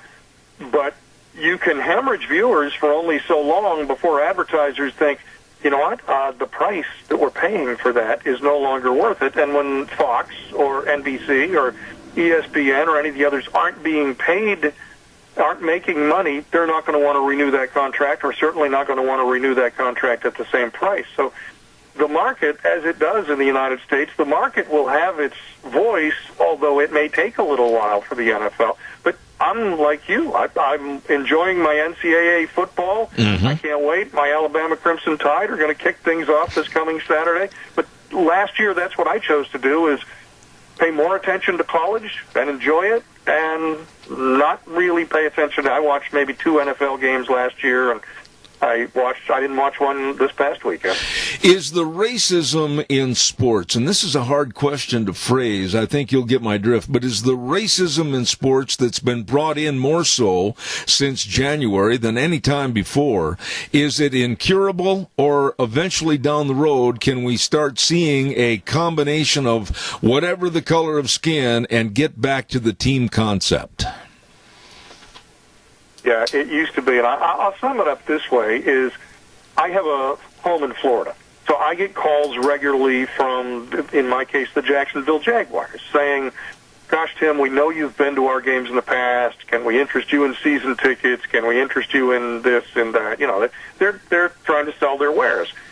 And when the young man, I've had the same young sales guy call me for a couple of years, and when the young guy called me a couple of months back and asked about this year, I said, please don't call me again as long as the NFL is going to tell me what I think, what I should think for social justice or any of these other things. I said, for me, football is to relax.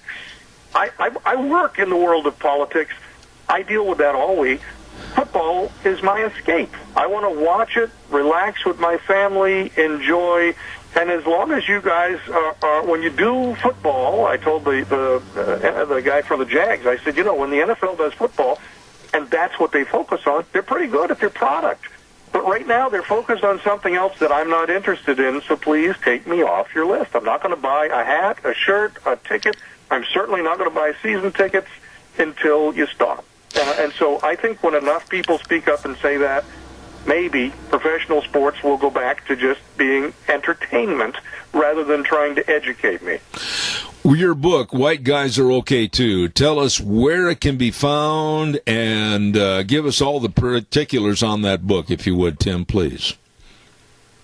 Sure. You can find White Guys Are Okay Too at Amazon.com or Books A Million or Barnes & Nobles, any of your major booksellers. It's really a fun read. And one of the things I want to emphasize is we don't have a bad word to say about anybody in the whole book. And I, for one, get tired if you watch the news, if you watch, well, for that matter, if you're watching sports, there's constantly bad news now. That's what leads every story is let's make people fearful of COVID or fearful of racism or fearful of something. This is the complete opposite. It's a book where we uplift everybody, whether that's Mother Teresa, a small Indian woman, Martin Luther King Jr., a preaching black man in America, or Albert Einstein, a guy that came from Germany and ended up in the United States. Three very different people, all Nobel Prize winners, all great people. We talk good about everybody in the book, and we just remind people with a little fun humor that white guys are okay, too. I tell you what, I've got to have you back. Award-winning writer and, of course, the author of the book, White Guys Are Okay, Too. Tim Constantine, thank you for your time here this morning, and I hope you'll come back in the future. I appreciate it. Thank you much, Tim Constantine, and really enjoyed his conversation and his take as to what's going on in sports today, primarily and especially the NBA and the NFL. Thank you very much. Hey, time for the weather. I knew last hour when I was on time for the weather it would be a one-bullet Barney. I'm late now. For this one. Anyway, our weather brought to you by Phillips Oaks Goodwin Crane and Company, and they've been providing accounting services to the Mini-Cash area for well over 50 years. They are the best at what they do with tax return preparation, tax planning, business consulting, financial statement preparation, retirement planning, all of this and so much more for you, your family, and your business. Be sure and work with the professionals with offices in Burley and Rupert, Phillips Oaks Goodwin Crane and Company. And right now, here's Gina with the weather. Still in that air quality advisory, but it's not as bad as it has been. Here's a look at your weather forecast for today. We are expecting sunny skies, a little bit of a breeze out of the east-northeast at about 8 miles an hour, with a high of about 81. Mostly clear for this evening, low of 47. Tomorrow, again, sunny skies, high of 80. Winds are going to be picking up just a little bit out of the west-northwest to about 10 miles an hour. Mostly clear for tomorrow night with a low of 47. That's look at your weather for Zeb at the Ranch. Thank you, Gina. Appreciate that. She does a wonderful job on the weather every day for us. We appreciate her. And the weather brought to you by the professionals. You know who they are. Phillips Oaks Goodwin Crane and Company. And if you're starting a business or maybe changing it over to a corporation, whatever, or maybe you want to hire more employees, they are there to give the answers to your questions. Phillips Oaks Goodwin Crane and Company, with offices at 1710 Overland Avenue in Burley and 620 5th Street in Rupert. Phillips Oaks Goodwin Crane and Company. Earlier this morning on the first hour, Randy called and was making a reference to those huge planes that are going up to fight the fires. And it was so fascinating to me and my wife. We had a chance to really watch those planes when they would come down lower, lower, lower, and literally open up, like, for lack of better terminology, the Bombay doors, and scoop the water on the fly out of Murtaugh Lake, just skimming along the top, filling it with water, and then basically gunning the engines and just getting back into the air again. Unbelievable. The pilots on those planes, they really are something, and fascinating to watch. Those great big planes come down, fill up with water, and just out of the lake and away they go. And the fire and all the people fighting the fires, my hat's off to you. I know a lot of the firemen that are up fighting the fire that's just south of me, and I just can't thank them enough for all their hard work and their dedication. And fortunately, very fortunately, and thank God, that no homes as of yet have been destroyed, and property seems like it's going to be A-OK. And the hard work of those firefighters, absolutely second to none. Want to also give a great big shout out to Patterson's Electronics. You know, when it comes to electronics, and I'll be the first to admit it, that's not my strong point. Plug it in or turn the key, something should start. Anyway, you can learn all about electronic needs from Curtis and Lorena at Patterson's Electronics, 421 East Main in Burley. Holy smokes, they've got everything. I mean, they do have everything. I mean, all your electronic needs like home theater systems and video surveillance cameras, car stereos and speakers, complete sound systems, all your TVs. The knowledge that they have, they can share with you. They're open Monday through Saturday, 9 to 6. Don't forget to stop in and see them today. Curtis and Lorena at Patterson's Electronics, 421 East Main in Burley. Number to call, 678-6997. Wow. What have we got cooking for the rest of the day? I got time for one more quick call. Give me a jingle on the landline, if you would. Next hour, we're going to be talking about the fires with Pacific Legal Foundation. Tony Francois is going to be on the air. Then at 10:32 this morning, we've got Dog Days. Filling in for Deb Hines is a lady by the name of Kelly is going to take care of that. So we got a whole bunch of things coming up in the next hour. Have you watched television a lot lately? And have you seen some of the dumbest, I mean, really dumb commercials? There is one I got to highlight here real quick, and I want you to think about this. There is the lady that is being blown down the street, supposedly from a hyperactive air conditioning unit. Blows her right out of the house in her easy chair, down the sidewalk. But the trees and the shrubbery are not moving. Now, you would have thought somebody would have said, well, gee, if it's that much of a gale force wind blowing her out of the house and down the street, the trees and the bushes would be moving. But they didn't think of that. And then my all-time dumb commercial right now, there's other ones I'm sure that are going to follow, is the guy that gets out of a convertible, gets out of a little red convertible next to a construction site, and he starts walking away and he locks his car. Say, what?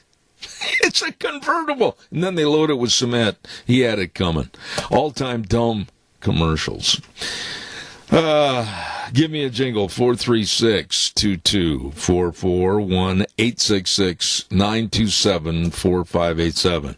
Oh, and did you hear that Joe Biden said that he's going to make sure that if he's president, there will be at least 500,000, 500,000 charging stations for your electric vehicles on all the interstate systems.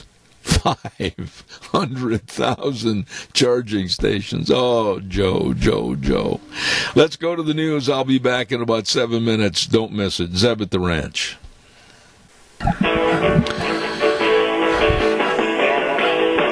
Here we go. Hour number 3. Zeb at the Ranch on a Monday, already September 21st, and my dog Festus barking in the background. Quiet, Festus. And, of course, the program brought to you by our major sponsor, your Magic Valley Les Schwab Tire Centers, all 7 locations serving you with very safe, clean environment, and, of course, the best in tires. And let's not forget, too, Burley Physical Therapy and Rehabilitation at 1263 Bennett Avenue, Suite 2 in Burley, helping you get back to being you. Want to to remind everybody, too, about our friends over at Greystone Crossing. Seniors, honestly, what are you waiting for? All you need to do is call the number and talk to Matt or Kelly Wiggins at 650-4979. I'm going to repeat that number again, 650-4979, and find out about you living at Greystone Crossing, a 12-bedroom, beautiful senior living home at 1221 21st Street in Heyburn. And 3 meals a day, plus snacks, housekeeping, local transportation. Oh, my goodness, this is the place. Greystone Crossing Senior Living. You call them today, 650-4979. Also want to give a great big shout out to a couple of friends of mine, and they are involved in 7K Metals. As the dog just took off and ran through my studio. Deanne, if you want to hold the leash, I'd sure appreciate it. 7K Metals, of course, with silver purchases coming right to your home. Absolutely. You can help yourself build your financial security and future, and all you need to do is call and find out more information. Lon Hardy at 312-8699 or Sharon at 430-3259. Call them. Tell them I told you to call, and they'll give you all the information about creating your own security bank through silver purchases from 7K Metals. Well, we're going to go to the phone line right now, and a gentleman that has been on my program many, many times in the past, and he's always been a straight shooter. He is an attorney with the Pacific Legal Foundation, Tony Francois. Good morning, Tony. How are you? Well, Zeb, how are you doing today?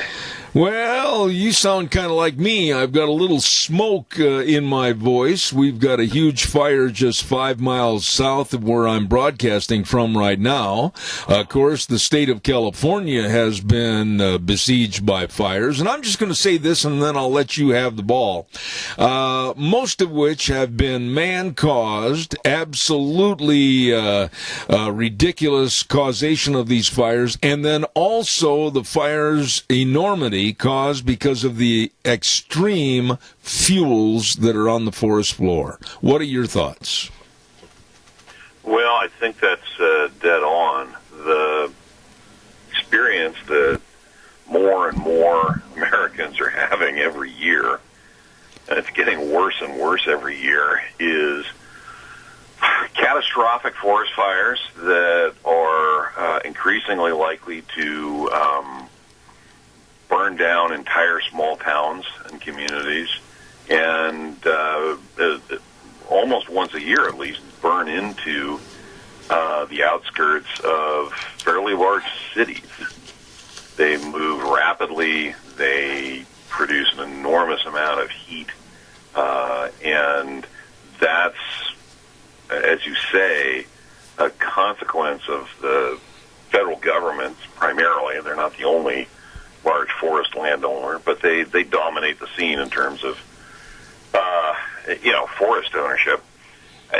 Failure to maintain their property in a condition that leaves it at least reasonably safe for their neighbors, for these hundreds, probably thousands of small communities that surround our national parks and national forests. And not only have those communities suffered the loss of livelihood from the federal government's, much reduced use of those forests for productive purposes, but now, because those forests aren't being maintained and kept in good order, they are increasingly likely, rather than provide a livelihood for nearby communities, to burn them down and kill people.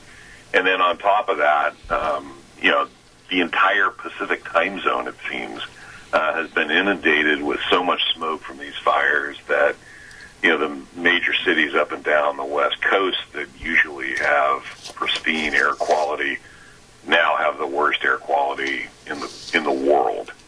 And, as that impact has increased over the last few years, to the point where this year the San Francisco Bay Area had an orange rather than blue sky for a period of about a week. More and more people are starting to wonder what in blazes is going on, why this is happening.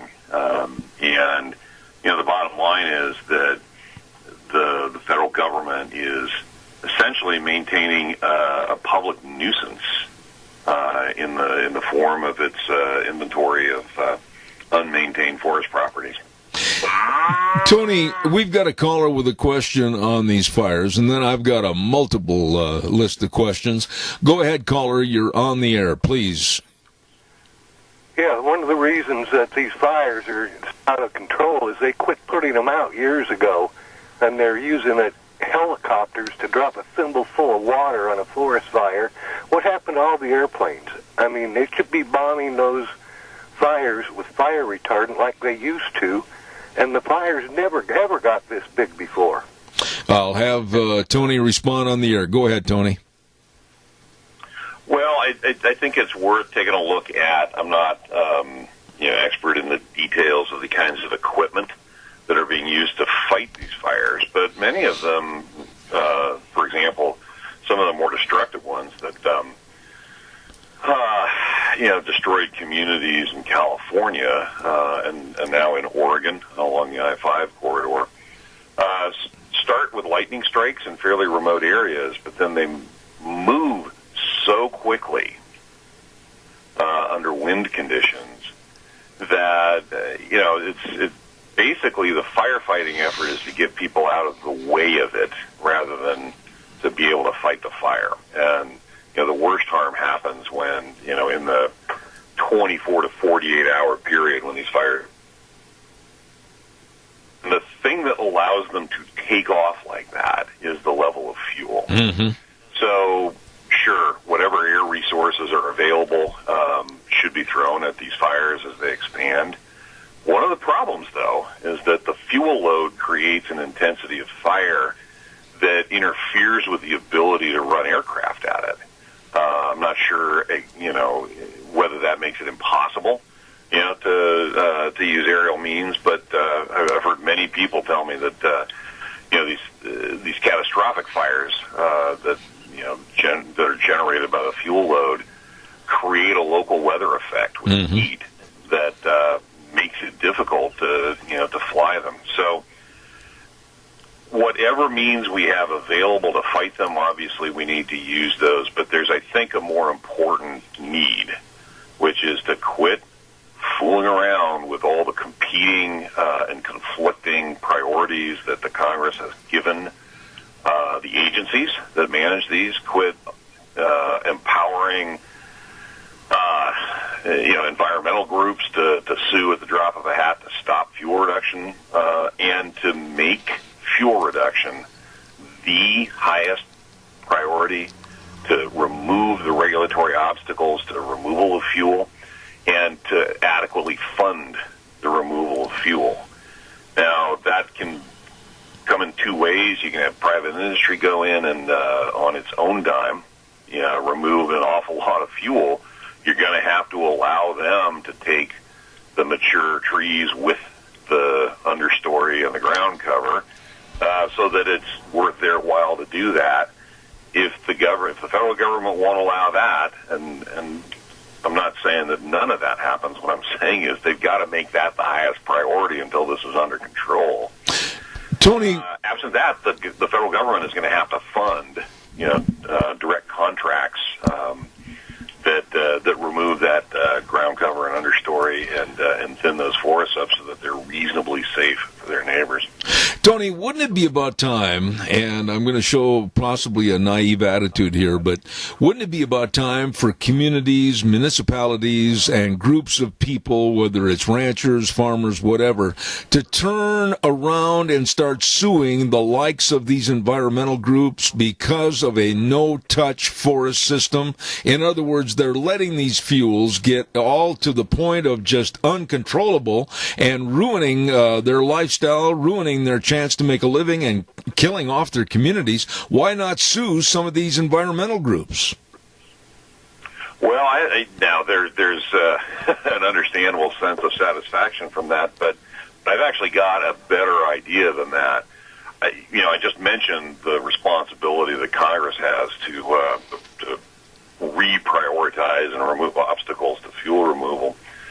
But I don't think anybody is going to place a big bet that Congress is going to suddenly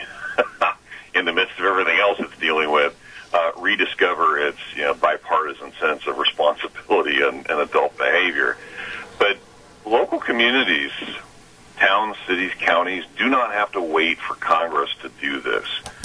They can sue the federal agencies for maintaining, in federal court, for maintaining a public nuisance and seek court orders directing the agencies to abate the nuisance conditions. The Park Service, the Forest Service, can both be named as defendants in any city or town that's facing an unreasonable risk of catastrophic fire, and those communities can go to federal court and ask a judge to order the federal government to abate the nuisance.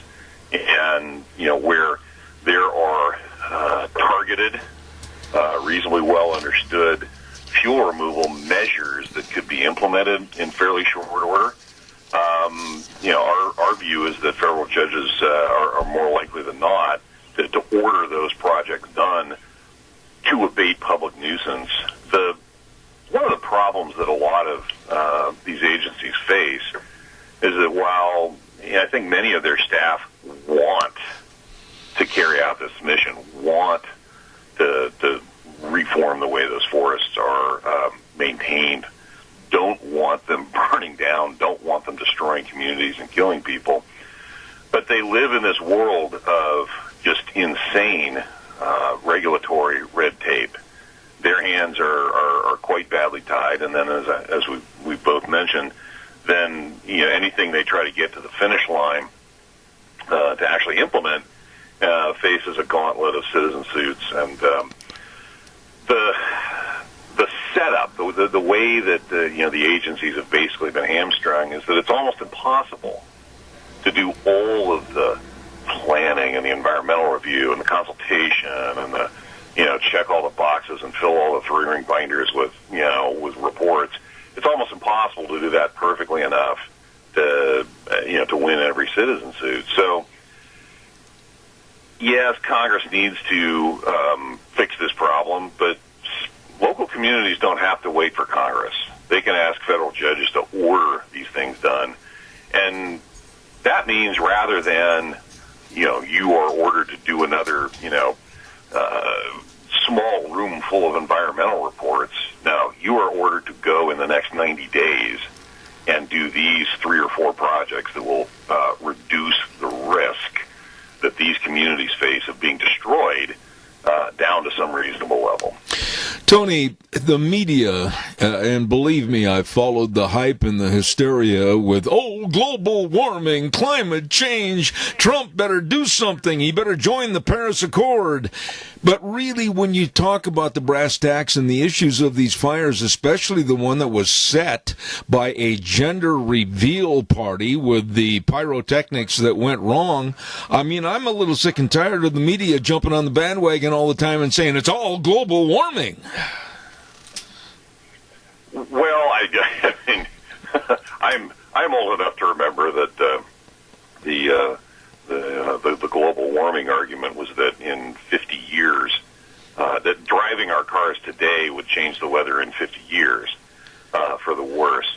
And I'm also old enough to remember the environmental organizations realizing that wasn't frightening anybody enough. And so the advocacy all switched to, this is causing hurricanes today, and this is causing forest fires today. And I'm aware of plenty of climate scientists who've been saying, no, that's not exactly what our case is. But the advocates just say, no, we got to scare people enough to condition them to accept our policy proposals. Look, it could all be caused by global warming or climate change or seasonal drought at a regional level. None of that changes, none of that excuses the landowner's responsibility to properly maintain the land. That's right. So sure, if you're in a long-term condition of drought, whether that's regional or global, it's still your property, federal government, and you still have a responsibility to maintain it in a way that's not going to burn people's communities down and kill them. And so, sure, if there are things that exacerbate the fuel buildup, then that raises the urgency to fix the fuel buildup. It's I'm baffled that anybody thinks that's an explanation that means it's okay that this is happening. California's Governor Newsom, did that stunt a couple of weeks ago, and it's just like, what do you mean it's either climate change or bad management? If you're aware of climate conditions that are making the danger worse, then it's even worse management not to fix it. So, Amen. Frankly, I'm kind of flummoxed that anybody thinks that that's that is a reason to not fix the forests. Absolutely. I don't get it. Absolutely. Let me ask you this, Tony. What's your involvement in the Pacific Legal Foundation? Where do you come into play on this chessboard? Well, I mean, we've spent several years looking and writing on the public nuisance claim that I described a minute ago. We've done some writing on it. We're working with some local groups to help educate them about the possibility of doing this, including the legal research showing that it can be done. So at this point, we're just trying to make sure that, rather than this being something that, we're hoping to make a big splash with, something that we want to make sure that county supervisors and city councils and local leaders, across the West know about and can think about as a policy, as a strategy, answer their questions about it, and build capacity for for local governments acting on behalf of their citizens to take this action. If every county in the West that was threatened by catastrophic fire brought a claim, my bet is that Congress would actually get off its stuff and get this dealt with. Amen. I always appreciate the fact that when you get on, you're going to lay it out in a way that everybody can understand it. I appreciate it. Tony Francois with the Pacific Legal Foundation. If they want to follow this story, and they should, how do they do it with the Pacific Legal Foundation? Well, our website is pacificlegal.org, pacificlegal.org, and I think we'll be having an article about this concept on our blog fairly soon, if not already. And there's certainly so that's the starting point. Pacificlegal.org. I appreciate it, Tony. God bless. Come back soon. Thank you so much. Happy to join you. Thanks All right. for the opportunity. Thanks, Tony.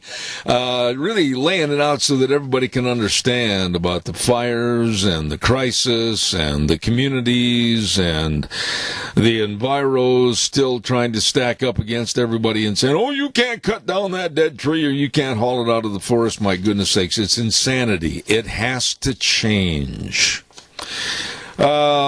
I'll take a call or two if you want to give me a jingle, but right now, as I wait for your call that I know is coming in, let's talk a little bit about Lee's Furniture, Floors, and More. We had old Jeff on the program last Thursday, as a matter of fact. Lee's Furniture, Floors, and More at 459 Overland in Burley.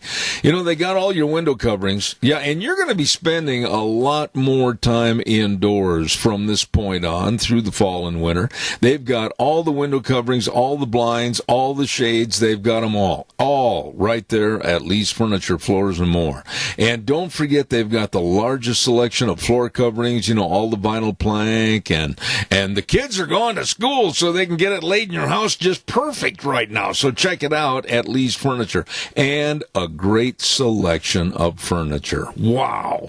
All the bedroom sets and the dining room sets and all the recliners. Well, it's all there at Lee's Furniture, Floors, and More at 459 Overland in Burley.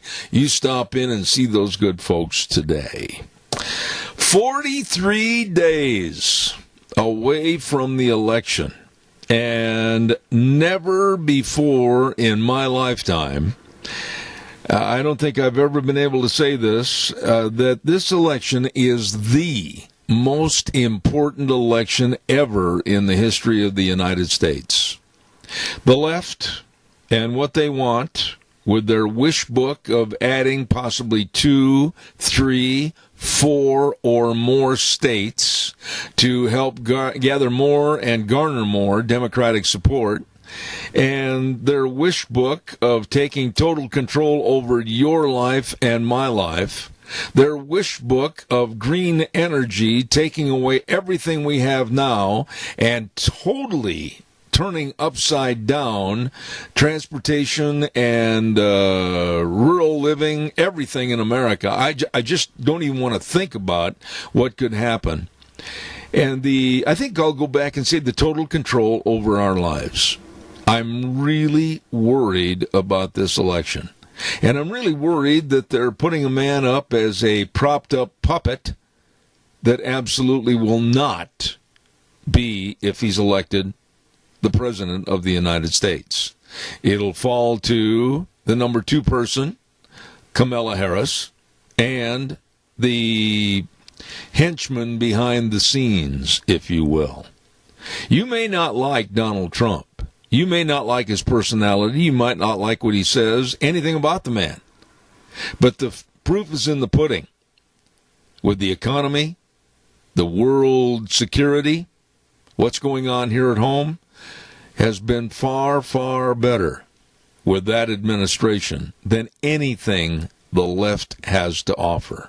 I'm really concerned. Deanne and I are really concerned about one other thing, too, and that's the moral compass of America. There seems to be the hatred on the left against Christianity and religion in general. Caller, I've got a minute left in this segment. Go ahead, please. Yes, good morning, Zeb. These people out there rioting, if the Democrats do get in, they think they're going to get a free ride.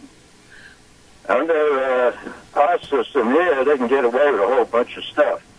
But the Democrats take over, and the minute they try to rebel against the Democrats because they lost all this freedom, they're going to find out just what evil suppression is. I absolutely agree with what you're saying, and I can't even emphasize it better than what you said. Tony, you're spot on as far as I'm concerned. We have concerns for our morality, our country, and our well-being. Thank you so much for calling in. Got to run. Thank you very much. Okay, bud. All right. Thank you, Tony. We're going to send it over to Sean at the main studio. I'll be back in about 3 minutes. And now, back to Zeb at the Ranch on AM 1230 KBAR. To reach Zeb, call 436-2244 or toll free 1-866-927-4587. And now, here is Zeb Bell. Oh, thank you very much, and welcome back. And right now, we're going to get all ready to hear about dogs and dog days as we have this segment from the Minidoka Animal Control. I understand that Deb Hines is gone for this morning, so she's already set it up with Kelly, a co-worker, to come on and talk to us about the dogs available. Good morning, Kelly. How are you? Is Kelly there? They're trying to get her on the phone. Okay, well, I hope she understands this is radio, and we have to have her on the air quickly. Kelly, if you would, please. And while we're waiting, I want to remind you, too, tomorrow on Tuesday's program, we're going to have quite a mixture of great guests on the program, including American Energy Alliance. Dan Kish is going to be on the show. Dr. History, that is being heard in like 35, 36 foreign countries at 10:06 tomorrow morning, so a lot of things coming on. Is she there? Not yet. Not yet. Kelly, come on, you've got to be on the air. That's a prerequisite. That's more important than anything right now, please.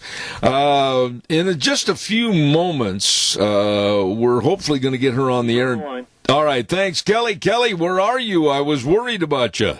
Oh, no, I was out in the kennels with the dogs. How are you today? Well, nervous, but now that you're on the air, I feel much better. Thank you.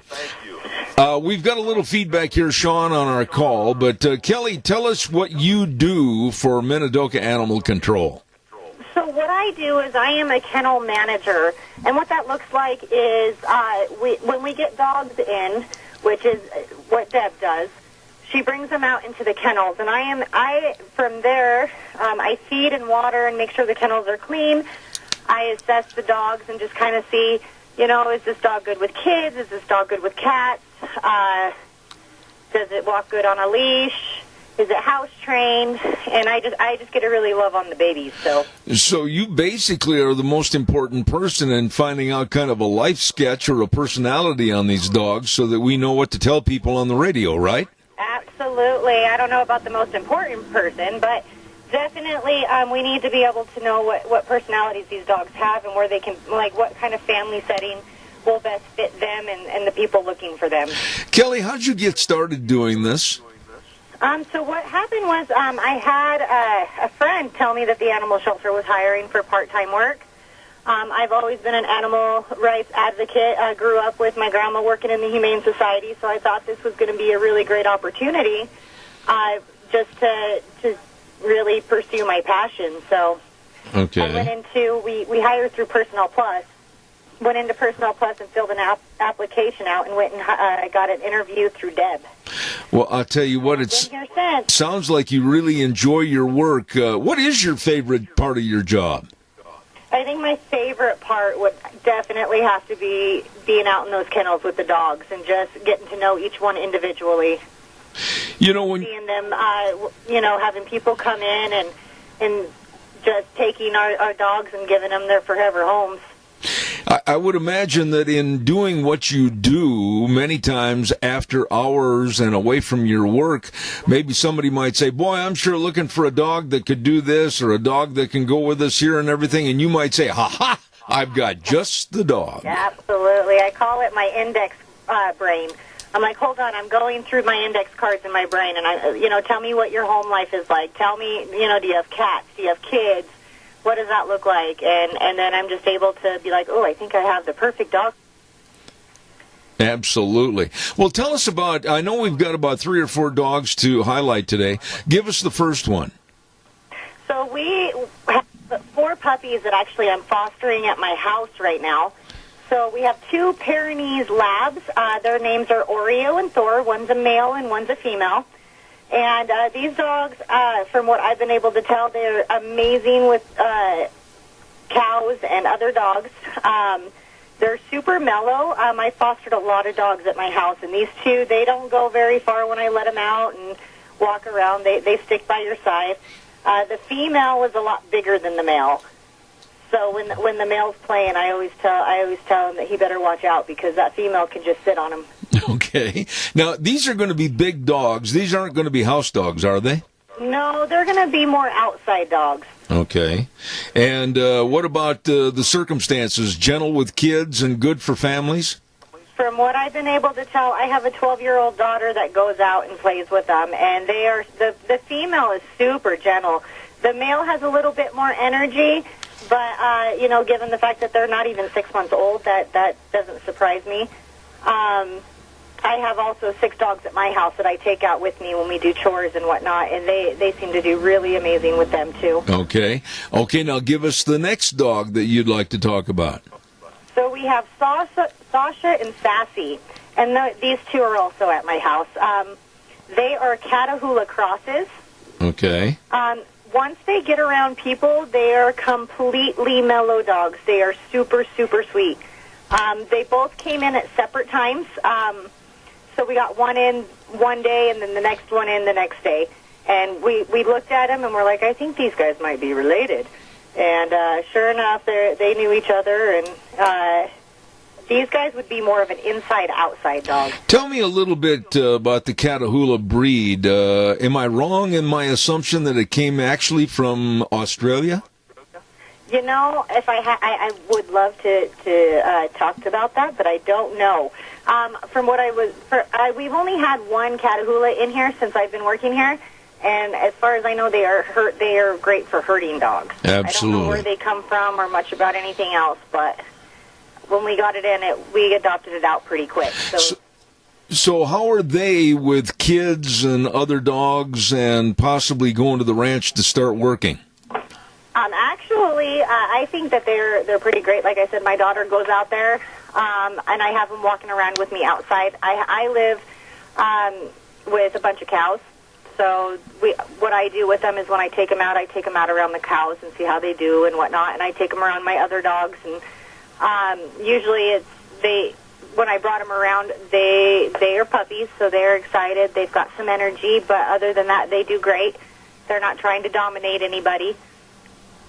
Well, it sounds to me. Be loved on. It sounds to me like you've got some great dogs you mentioned already. Now, Deb told me you had some other ones too that you wanted to highlight. Yeah, if we could, I really want to say Mia. Mia is our 2 to 3 year old. She's a pit bull. She was an owner surrender, and this dog is absolutely amazing. She was running with another big dog, so she does great with big dogs. I haven't had her around too many little dogs, but this, if I didn't have 6 dogs already and I could bring another one home, I would bring Mia home. She's super great with kids, super gentle, just a super sweetheart. Kelly, let me ask you this question. You know far more about these dogs than I do, but would you say in general that pit bulls have really got a bad rap by the media? Oh, absolutely. Absolutely. I think that with that, every pit that I've been around has been, I call them gentle giants. Because they don't understand that they're big dogs. They think they're Caesar dogs. Okay. And I think it has more to do, honestly, with the owner than it does with the dog. Any dog can be bad. Well, I was going to say it's probably the owner or the environment. Would you agree? Right. So, absolutely. I would agree 100% with that. Like I said, any dog can be a bad dog if you don't give it time, attention, and love and the things that it needs. And you need to know before you adopt a dog, the breed of dog. And this is something I've learned since being here, is each breed has their own, personality, their own, they fit better in certain places. Okay. And I've never seen a pit not do good in any home environment. I've seen pits not do good being locked up. Mm-hmm. They have a lot of energy, and they need to release that energy. But what about families, Kelly, that are, the minute you say pit bull, they just kind of, oh boy, not around us. What do you tell them? I tell them, just give this dog a chance. Just let me bring it out to you, and you'll see what we're talking about. And we tell them, that pits do have a bad name, but to give it a chance and just to meet them. Because more often than not, they're totally... they want nothing to do with it, and they don't even want to see it. I see. What about another dog? I think Deb said you had another one you wanted to feature this morning. Is that correct? I don't know. We have Lucky, who's another border pit. He came in at 7 months old. He's 9 months now. And this dog, he does really good with big dogs. He's not so much of a fan of little dogs, but then again, I know a lot of people that don't like little dogs either, but... Well, let me ask you this question, and we're always talking about the dogs and everything else, but what about the people that come by the Minidoka Animal Control? How do you judge whether or not the people really are what they appear to be? I like to talk. I'm a huge talker. And you can usually tell if they're going around, just in sentences and whatnot. And the dogs will always pick the people. And I trust a dog's judgment more so than I trust my own half the time. Dogs can definitely tell if someone is, good or, and I don't even want to say good or bad because that sounds really bad, but if they're going to be happy there or not. We pay attention to the dogs. It's really interesting because I think Deb has said this many times too, that the dog, you just follow their sense as to whether or not that owner or that potential owner is really going to live up to what the dog standards are. Absolutely. And we can tell even if an owner comes in or a potential owner comes in and says, I really want this dog, and has their heart set on this dog, if that dog doesn't connect with that person, I will not put that dog into that home just because they're not going to be happy there. Well, give us the procedure as to anybody that's listening this morning and you want to have them come in and look at the Pyrenees Labs or the Catahoulas or the Pit Bull, whatever. What do they do? How do they get a hold of you, and how do they come down as a family and see if the dog's going to fit? So what we do, you can call the shelter, and we prefer appointments. That way and what dog you're interested in, or if you have a dog you're interested in, or breed, or puppies, whatever. And we just kind of get an idea of what they're looking for. We always encourage people to bring their children and if they have another dog, bring their dog in so that we can take the dogs. We have a grass patch right behind the building that if there's a dog that they're like, hey, we're really interested in this dog, bring your pets in so that we can see how they do together before you take it home. Okay. So we go through our index cards in my brain is what I call it, and, we get to know the people. Hey, what does your home look like? Do you have a fenced-in backyard? Do you live out in the country? Do you have kids? Do you have cats? And then that way we can narrow down our dogs and be like, okay, so I don't think this dog is something that you're looking for, but we have this one. And we're super patient with it. We just bring out our dogs. We let them walk them. We let them see how the dog is connecting with them and their family. And if it's a match, there's just a page adoption form that they need to fill out. We set them up for a spay and or neuter and a rabies shot. They pay and they get to bring home their new fur baby. I could not do your job. I'm going to be really honest with you, and I've said this to Deb too when she's on the air with me. I would get too attached to these dogs. We do, but it's a super sweet moment when you see someone come in and that dog just connect with that person, and they know that they're going home. All right, well, give us the That's what makes the job so worthwhile. Give us the telephone number and the hours that you're open so people can either come by or give you a call. Absolutely. So our phone number is 208-438-2200, and we're open Monday through Friday, 9 a.m. to 1, and Saturdays, 9 to noon. Kelly, it's been a treat to have you on the air, and you and Deb do a great job over there at Minidoka Animal Control. Thank you for all your expertise this morning. Oh, thank you so much for allowing us to be on your station and just kind of highlight our dogs and let people know what we're doing. All right, Kelly. God bless. Thank you so much. Thank you. Have a good day. It's just heartwarming to think that there are people that would just really donate and dedicate their lives to making sure that these animals get a good home. And, she was talking about the pit bulls, which I think a lot of pit bulls have had that misnomer about being mean and vicious and wanting to bite everything. And then it's just the opposite in most cases. Absolutely interesting segment with Minidoka Animal Control. Kelly taking over the reins this morning. And thank you, Deb, for all you did to get this set up for us this morning. I appreciate it. Right now, it is time for the weather. I'm almost on time. And, of course, the weather brought to you by Don Scarrow and the crew at Scarrow's Meats, 331 North Road, Jerome. Number to call, 324-7657. Or you can go to their website, scarrowsmeats.com. Delicious meats, whether it's the hams, or whether it's the tri-tip, or whether it's the marinated pork ribs, or all the different flavors of bacon, and the sausages and the brats. The list goes on and on and on. You're going to love the meats from Scarrow's Meats over in Jerome. Right now, here's Gina with the weather. Still in that air quality advisory, but it's not as bad as it has been. Here's a look at your weather forecast for today. We are expecting sunny skies, a little bit of a breeze out of the east-northeast at about 8 miles an hour with a high of about 81. Mostly clear for this evening, low of 47. Tomorrow, again, sunny skies, high of 80. Winds are going to be picking up just a little bit out of the west-northwest to about 10 miles an hour. Mostly clear for tomorrow night with a low of 47. That's a look at your weather for Zeb at the Ranch. And appreciate it, Gina. Thank you very much. Brought to you by Don Scarrow and his great staff at 331 North Road, Jerome. Number to call, 324-7657. They are changing the way we eat, one delicious bite at a time. Calls are welcome. I would love you to call right now and share with me any topic that you want to talk about, regardless of what's on the news or whatever. Give me a jingle at 436-2244, 1-866-927-4587. Give me a call.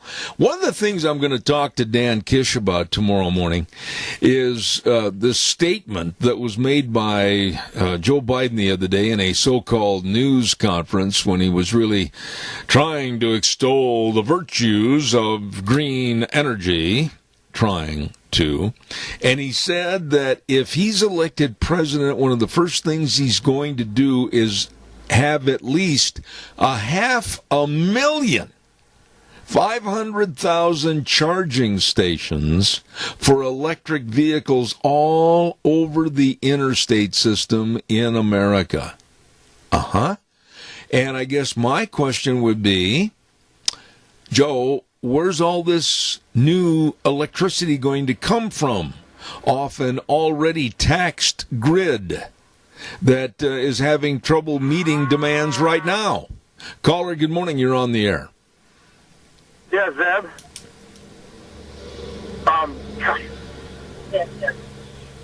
Can you hear me? I'm listening to you, man. I'm hanging on every word. Okay, I can't hardly hear you, but okay.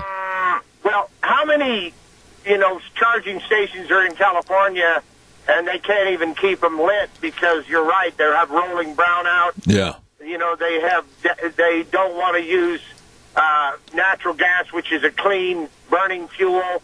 They obviously know that coal is out of the question for them. They wouldn't use nuclear because, there's always an excuse, and we already know that if the sun don't shine, your solar won't work, and if the wind don't blow, your spinners won't work. And they're already, running down a road towards third world country, and they just can't seem to help themselves. And just think about it across this nation. How are they going to be supplied with energy, like you said? Okay, let's just quickly my point, and I'm going to hang up because you got a call. In Twin, down by the lookout by the Brine Bridge, they've got I don't know how many charging stations, and there's never hardly any cars using them. And when there are, it's never full. And then in Burley, they put some out by the mall. And I don't know, who would use them. Everyone, I don't hardly ever see any cars plugged into them. It's just like something that is done because somewhere along the line, some politician decided that's what was going to happen, and we went along with it, or we didn't knowingly go along with it. But this is what politicians do behind your back. I think you got another call. I'm going to hang up. All right. Well, Randy, call me tomorrow morning on the first hour because I would love to talk to you more about this. I've got some questions that nobody seems to want to answer, and maybe you can. So give me a call tomorrow, please. Appreciate it. Caller number 2, you're on the air. Go ahead, please. Zeb, how are you today? I am fine. What can I do for you? Well, I'm a little bit worried about the future of our country, and I'm so worried that I decided I just can't sit around and worry. And I have to admit that I was given a little bit of COVID money with regard to, from my businesses, and I thought, that money really wasn't mine. I'm a taxpayer. But I thought, what can I do to help my country that looks like it's in the crossroads of some perilous times? So I've decided if I can do it, I'm going to make a contribution or a donation that I hope can stay in my state of at least half of that COVID money that I received. And I would just challenge those farmers and those other people who received some money that in a way kind of makes us want to be socialists because we receive money that we really didn't earn.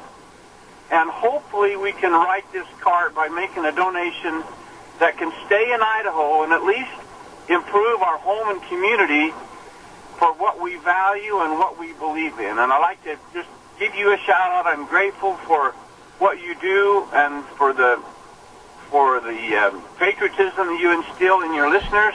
And we need that now, Zeb, more than ever before. Amen. I just figured out who this is, and don't make yourself a stranger. Please come on the program whenever you can.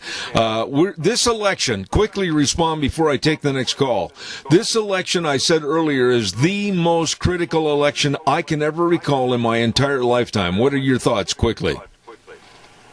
It's an election about democracy. It's about socialism or democracy. It's really what it's about.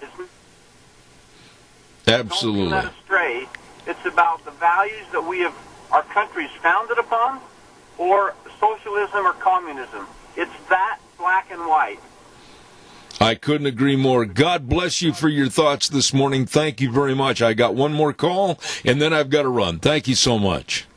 I know that young man right there, and believe me, he is one of the sharpest guys that I've ever met in politics and agriculture, and I have the utmost respect for him. Caller, you're on the air. Please go ahead. I've got limited time left.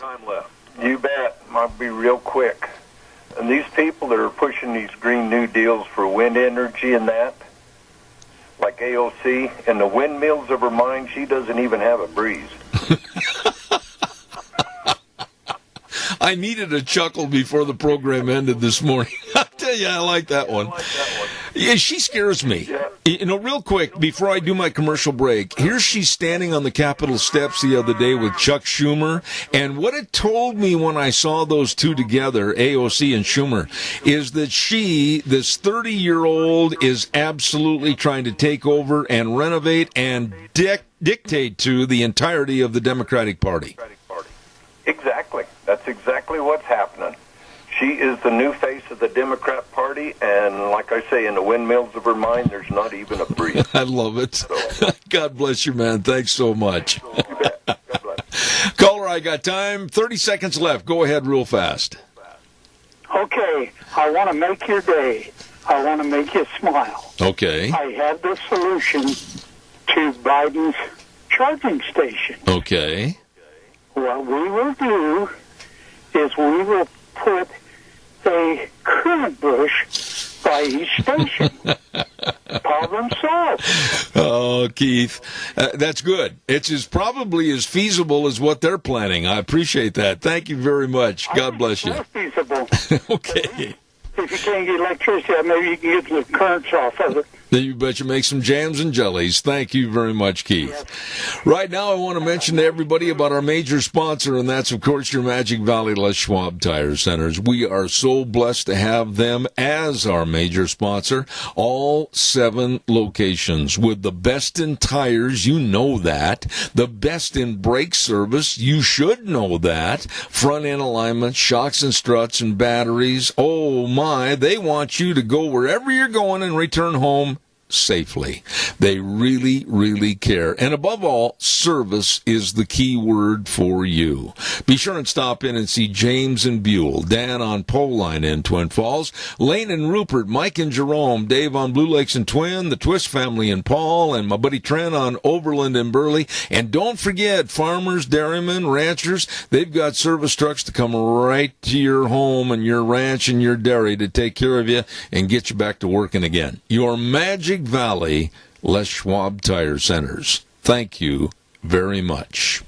That's going to wrap it up and put it in the box for today. We always end the program by saying the way things were, the way things ought to be. And the 4 words that mean the most to me, in God we trust. We will be back here tomorrow morning at 8:06. Zeb at the Ranch. You have a great day.